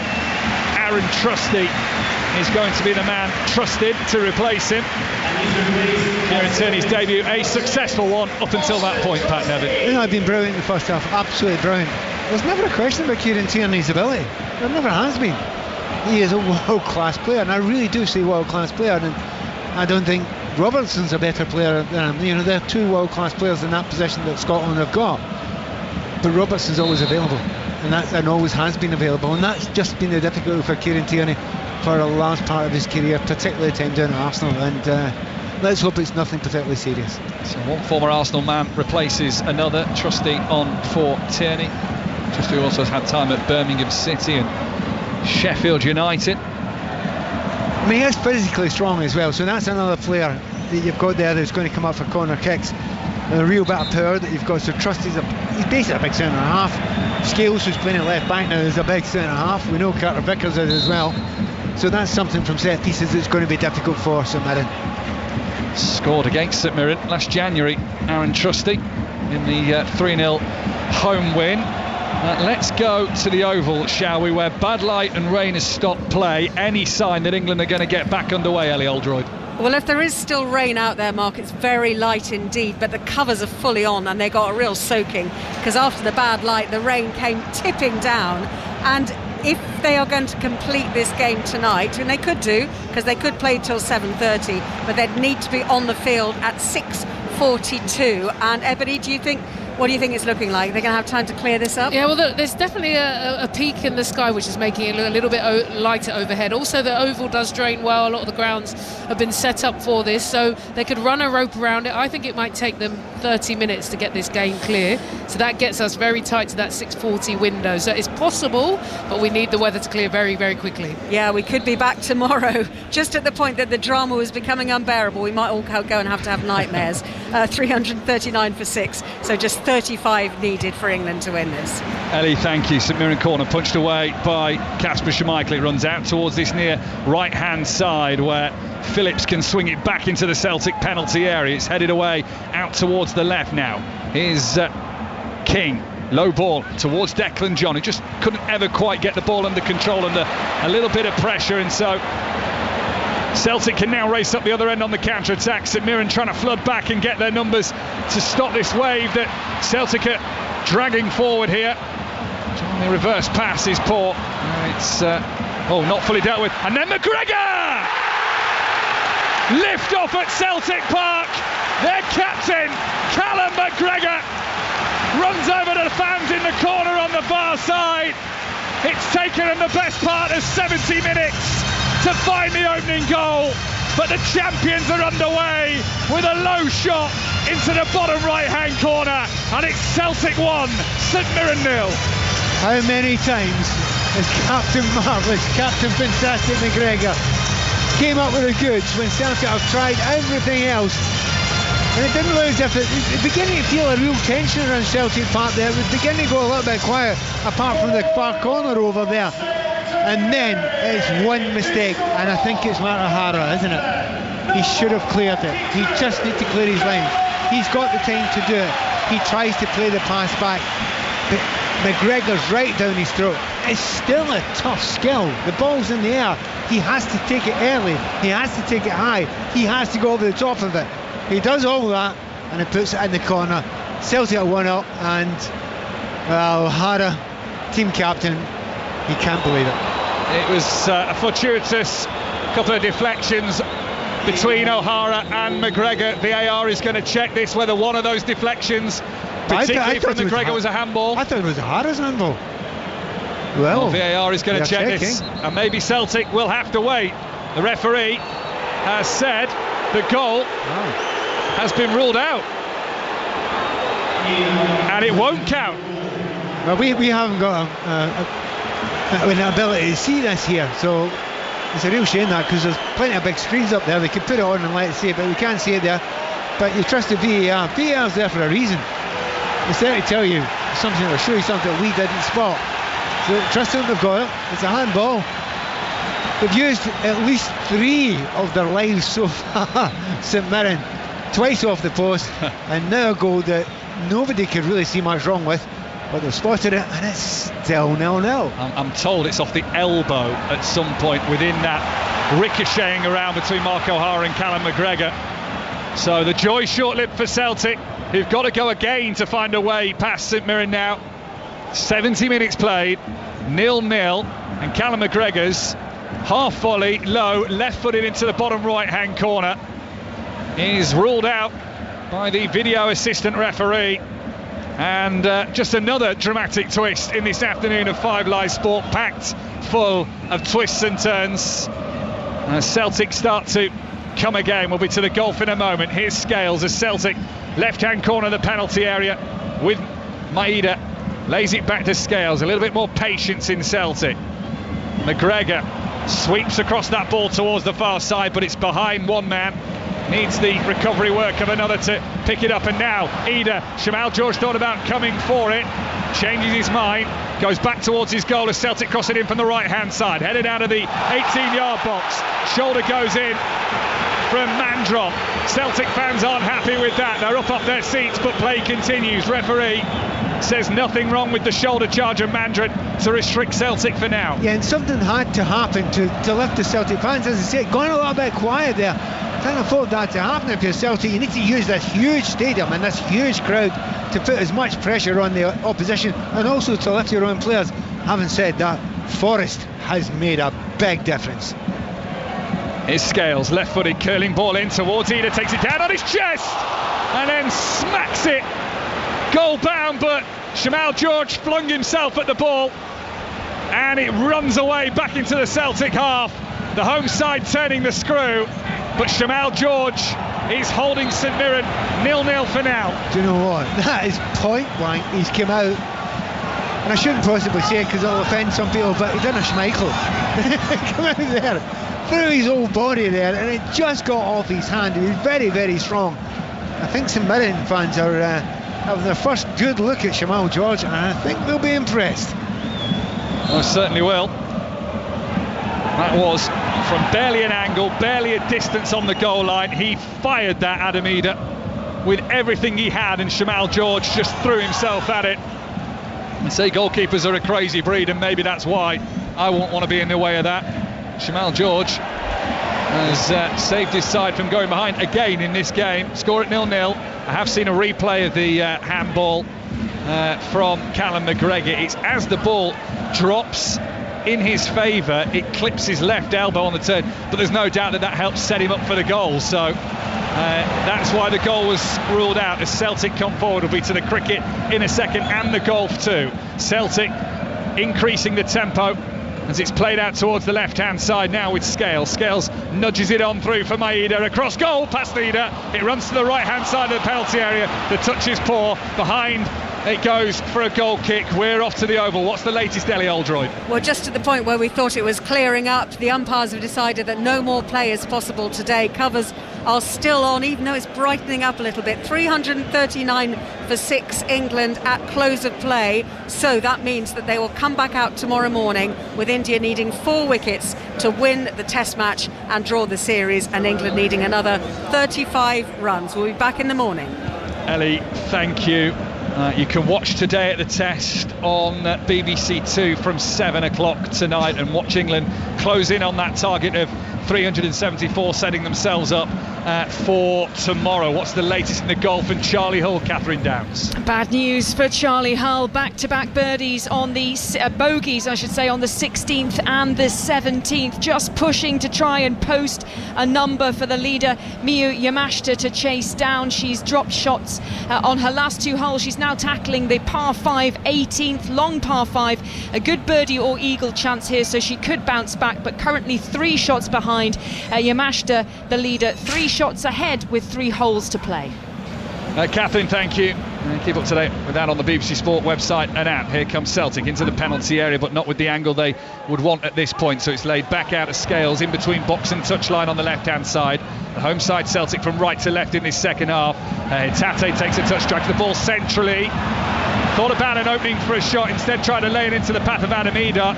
And there's just too many black shirts of St Mirren in the way. Changes are coming for both sides in a moment, as St Mirren look to hold on to this goalless draw that they have against Celtic for now. Only once before these two met on the opening day, and Celtic won that through a penalty, as Maeda sweeps it in from the left-hand side with a little bit of pace. Gogic was in the way, gets the touch ahead of Eder, and it goes behind for a corner on this near side. Pat Nevin. Yeah, they're building up, and this is what tends to happen. It's getting tight now, as you say, only about 15 minutes to go, but there will be more chances, and most of them will almost certainly be for Celtic.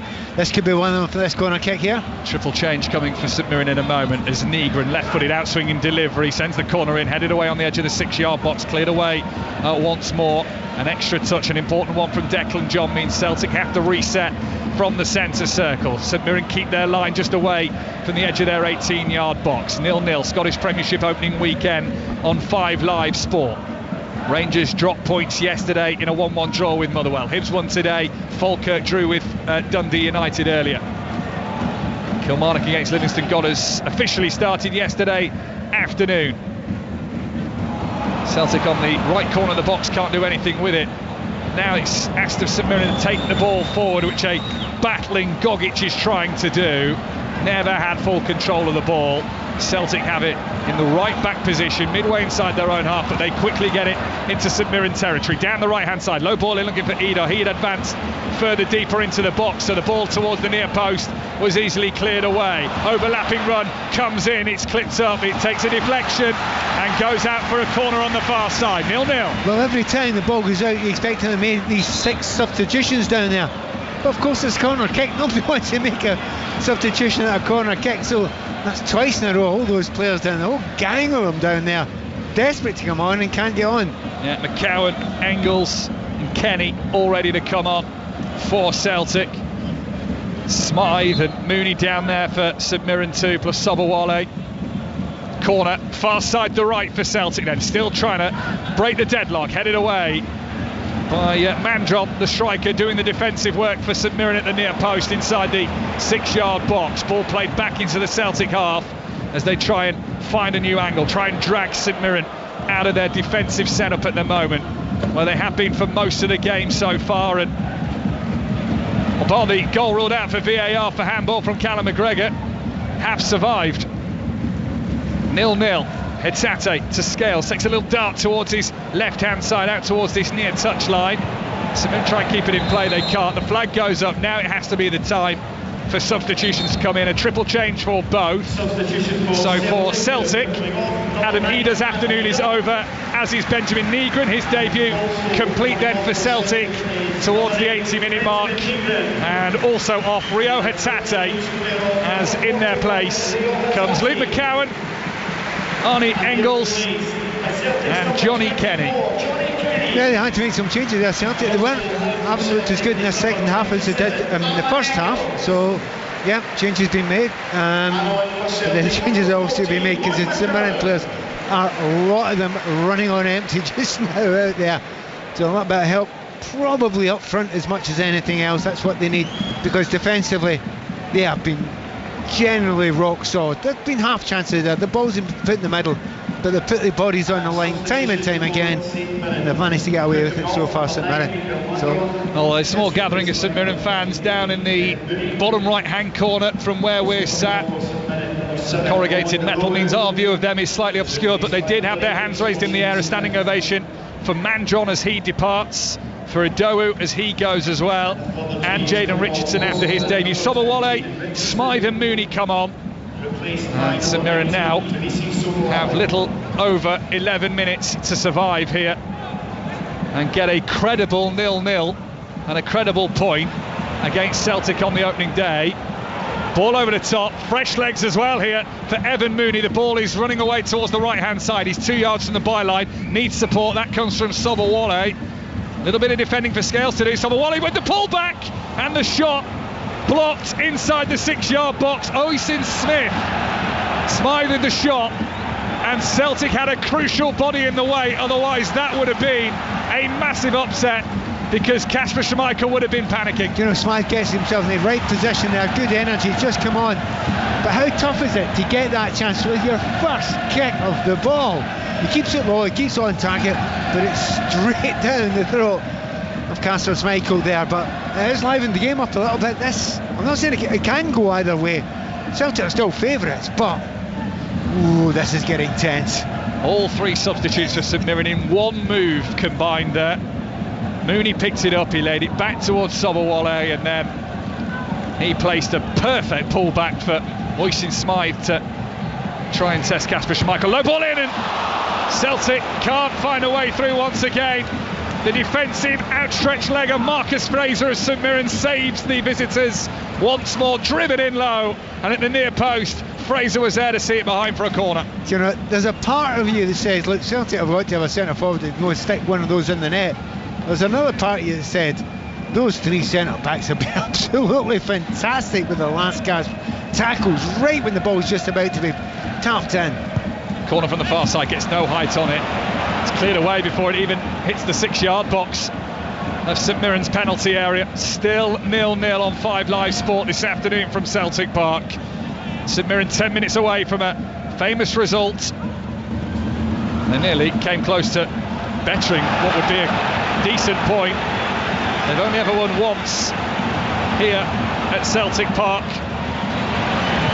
since the turn of the century. Crossing from the right-hand side, the header from Gogic's paw, it needs support that comes in the end from Killian Phillips. The header down comes to Scales, left of the D for Celtic here. Away to our left-hand side, Scales up against Sobowale.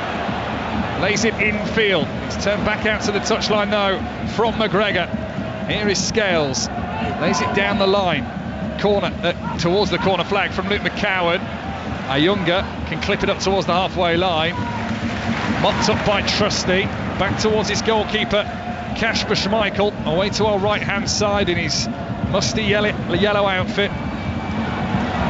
Rub of the hands from Shamal George. Those palms have been used a couple of times in this game. At the other end of the field as a St Mirren goalkeeper, he might have more work to do here because Celtic edge of the penalty area have it. Little turn from McCowan, lays it to the right of the box. It's a cross that's too deep.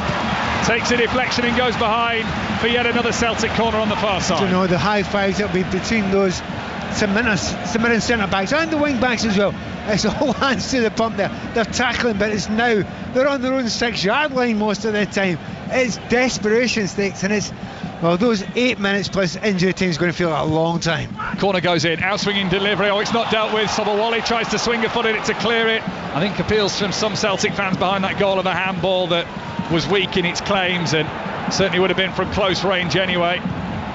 Early cross in, high towards Maeda, who heads it back down across the 6-yard box. Away it goes from St Mirren once again, who themselves want to try and get on the counter-attack, but Ayunga, lazy, left-footed, sweeping pass out to the far side, too far away from Smythe. Celtic have a throw. Got to be better than that technically. If you get the ball, you've got it in position, you're not under any pressure at all. You've got to be able to take it into the corner. That is a lazy pass, as you say. Maeda can't feed fellow player on the inside left of the penalty area. It's cleared away by St Mirren. Brendan Rodgers' touch is terrible. Well, he'll say it's great because it's landed right. Scales there. I am not believing he meant that for a second, Brendan Rodgers.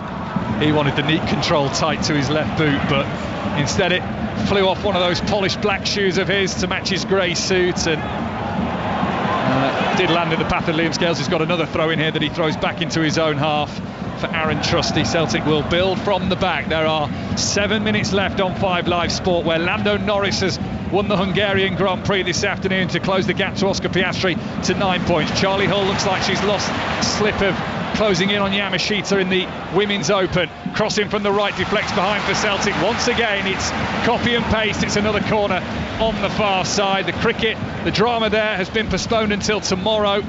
Rain has stopped play. They couldn't get re-going in time, so they'll come back tomorrow, where England have just under 40 runs to chase down that target of 374 they were set by India. Short corner from Celtic. They play the 1-2. It's another blocking at the near post. But the offside has been given on that tight and tricky play from the corner, the short corner from Celtic. Gives St Mirren a breather, and I can imagine they'll be in zero rush to get this up the field quickly. Actually, that's a really weird, poor corner to take there. You've put the St Mirren under massive pressure. They are wilting, but they're just about holding on. You take a short corner and walk straight into an offside position. And that's a dream scenario for St Mirren there. You get everybody up, they can relax a little bit, knowing that the next onslaught's another, 20 seconds, 30 seconds away? St Mirren, who've finished in the top 6 of the last 3 seasons in the Scottish Premiership, the only side outside is Celtic and Rangers to do so. It's decision-making for St Mirren that's letting them down at the minute, because there was an option to go to the right-hand side of Killian Phillips, and Evan Mooney just played a terrible ball that went nowhere near Phillips and just passed it effectively to Kasper Schmeichel. And that's twice in a row when they've been on the attack, on the break. The worst thing you do is go at the corner and kill a little bit of time. You don't give the ball away. Celtic down the right-hand side. Johnston, low ball in. Can't find his man, but it rebounds to the edge of the 18-yard box. Here is Scales. Little short layoff, looking for Maeda, who will try and drag the ball back behind himself.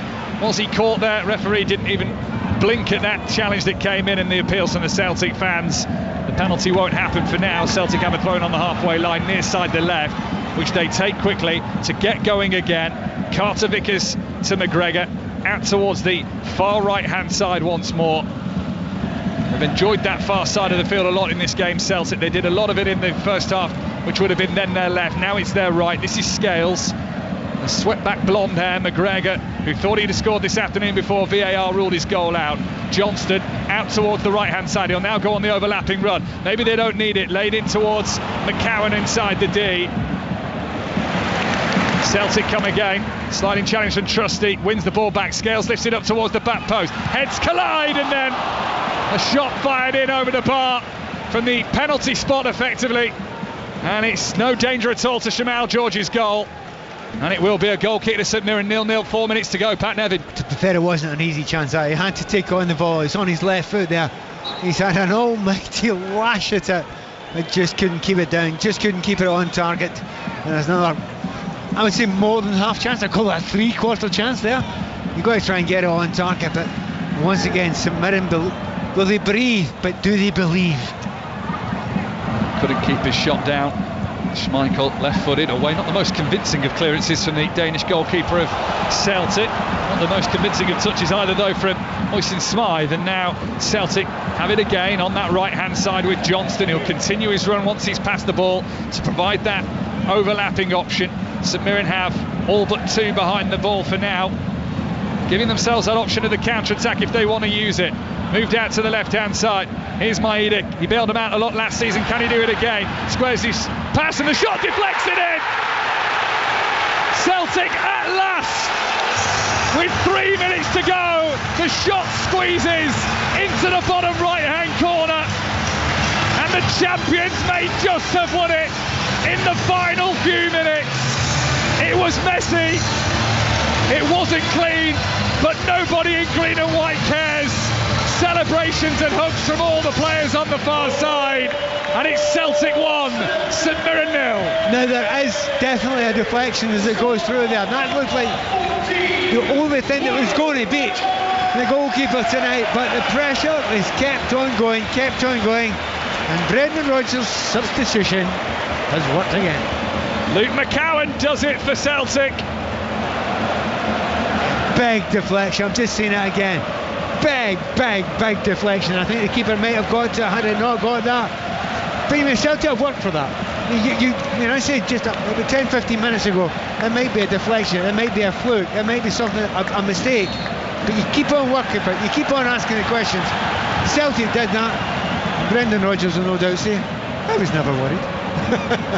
Luke McCowan off the bench to save Celtic on their season opener here at Celtic Park. Offside against Celtic, to go in search of a second. Now can St Mirren get on the charge, even so late in the game. Maeda's still got a bundle of pace to prevent the run of Sobowale down the right hand side. St Mirren retreating to their own territory. Latest from the Women's Open, Cat Downs.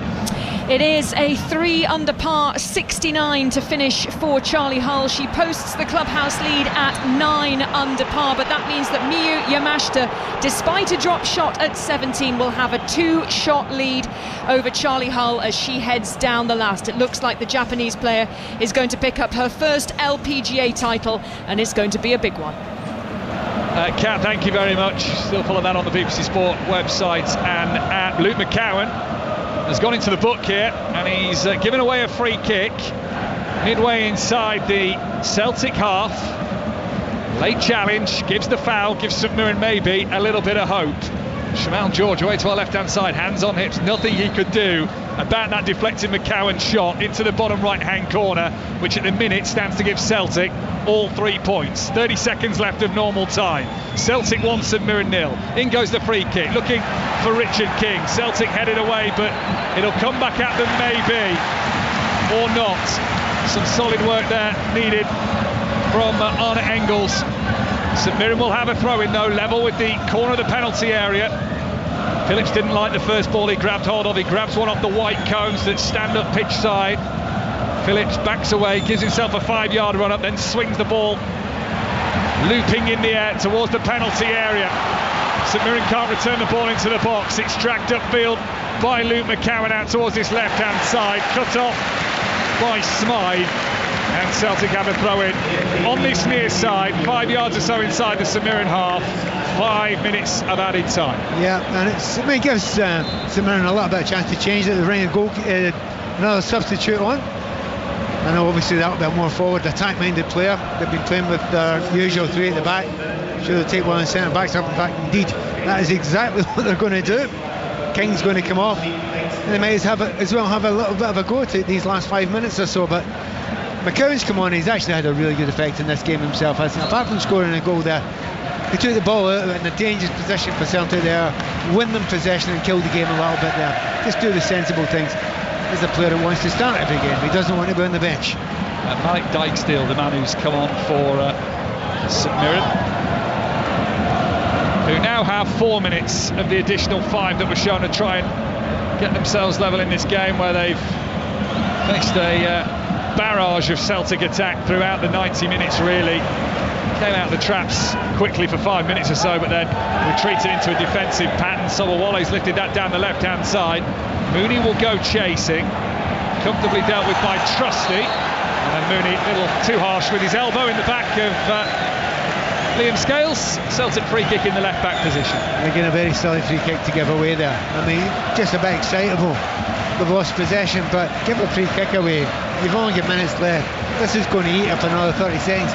Schmeichel spend time tidying up, getting his goal line cleared, throwing one of those black bags off. It's another 10-20 seconds. The bikes come back on again. They'll clear it. He knows what he's doing. For a man so good with his distribution, he let himself down there trying to remove the black plastic bag off the pitch. It just flew back with the wind back off the pitch. Big smile on the face of the day. 1-0 Celtic. They have won it late if they are indeed to hold on to all 3 points and start the defence of their title with a win. On the opening weekend, they had the trophy on display from last season at the start of the game as the flag was raised on the edge of the centre circle, which signals the start of a new season in Scottish football, a tradition that was predominant up until the Second World War. Celtic carried it on. They've won so many titles that it does seem to become a regular feature. They're going for 4 in a row, Celtic. Did the double last season. They'll want to go one better. Their manager, Brendan Rodgers, in his grey suit, takes a fresh bit of gum and prepares to watch his side defend this St Mirren free kick from inside the St Mirren half. It is drifted up by Shamal George into the penalty area. Where's the second ball going as it's headed down? It runs out towards the far left-hand touchline. Declan John clips it in first time of Abaski, taken on the chest of Mark O'Hara, the captain. And still Celtic can't get rid of it. Fraser. Now Smythe.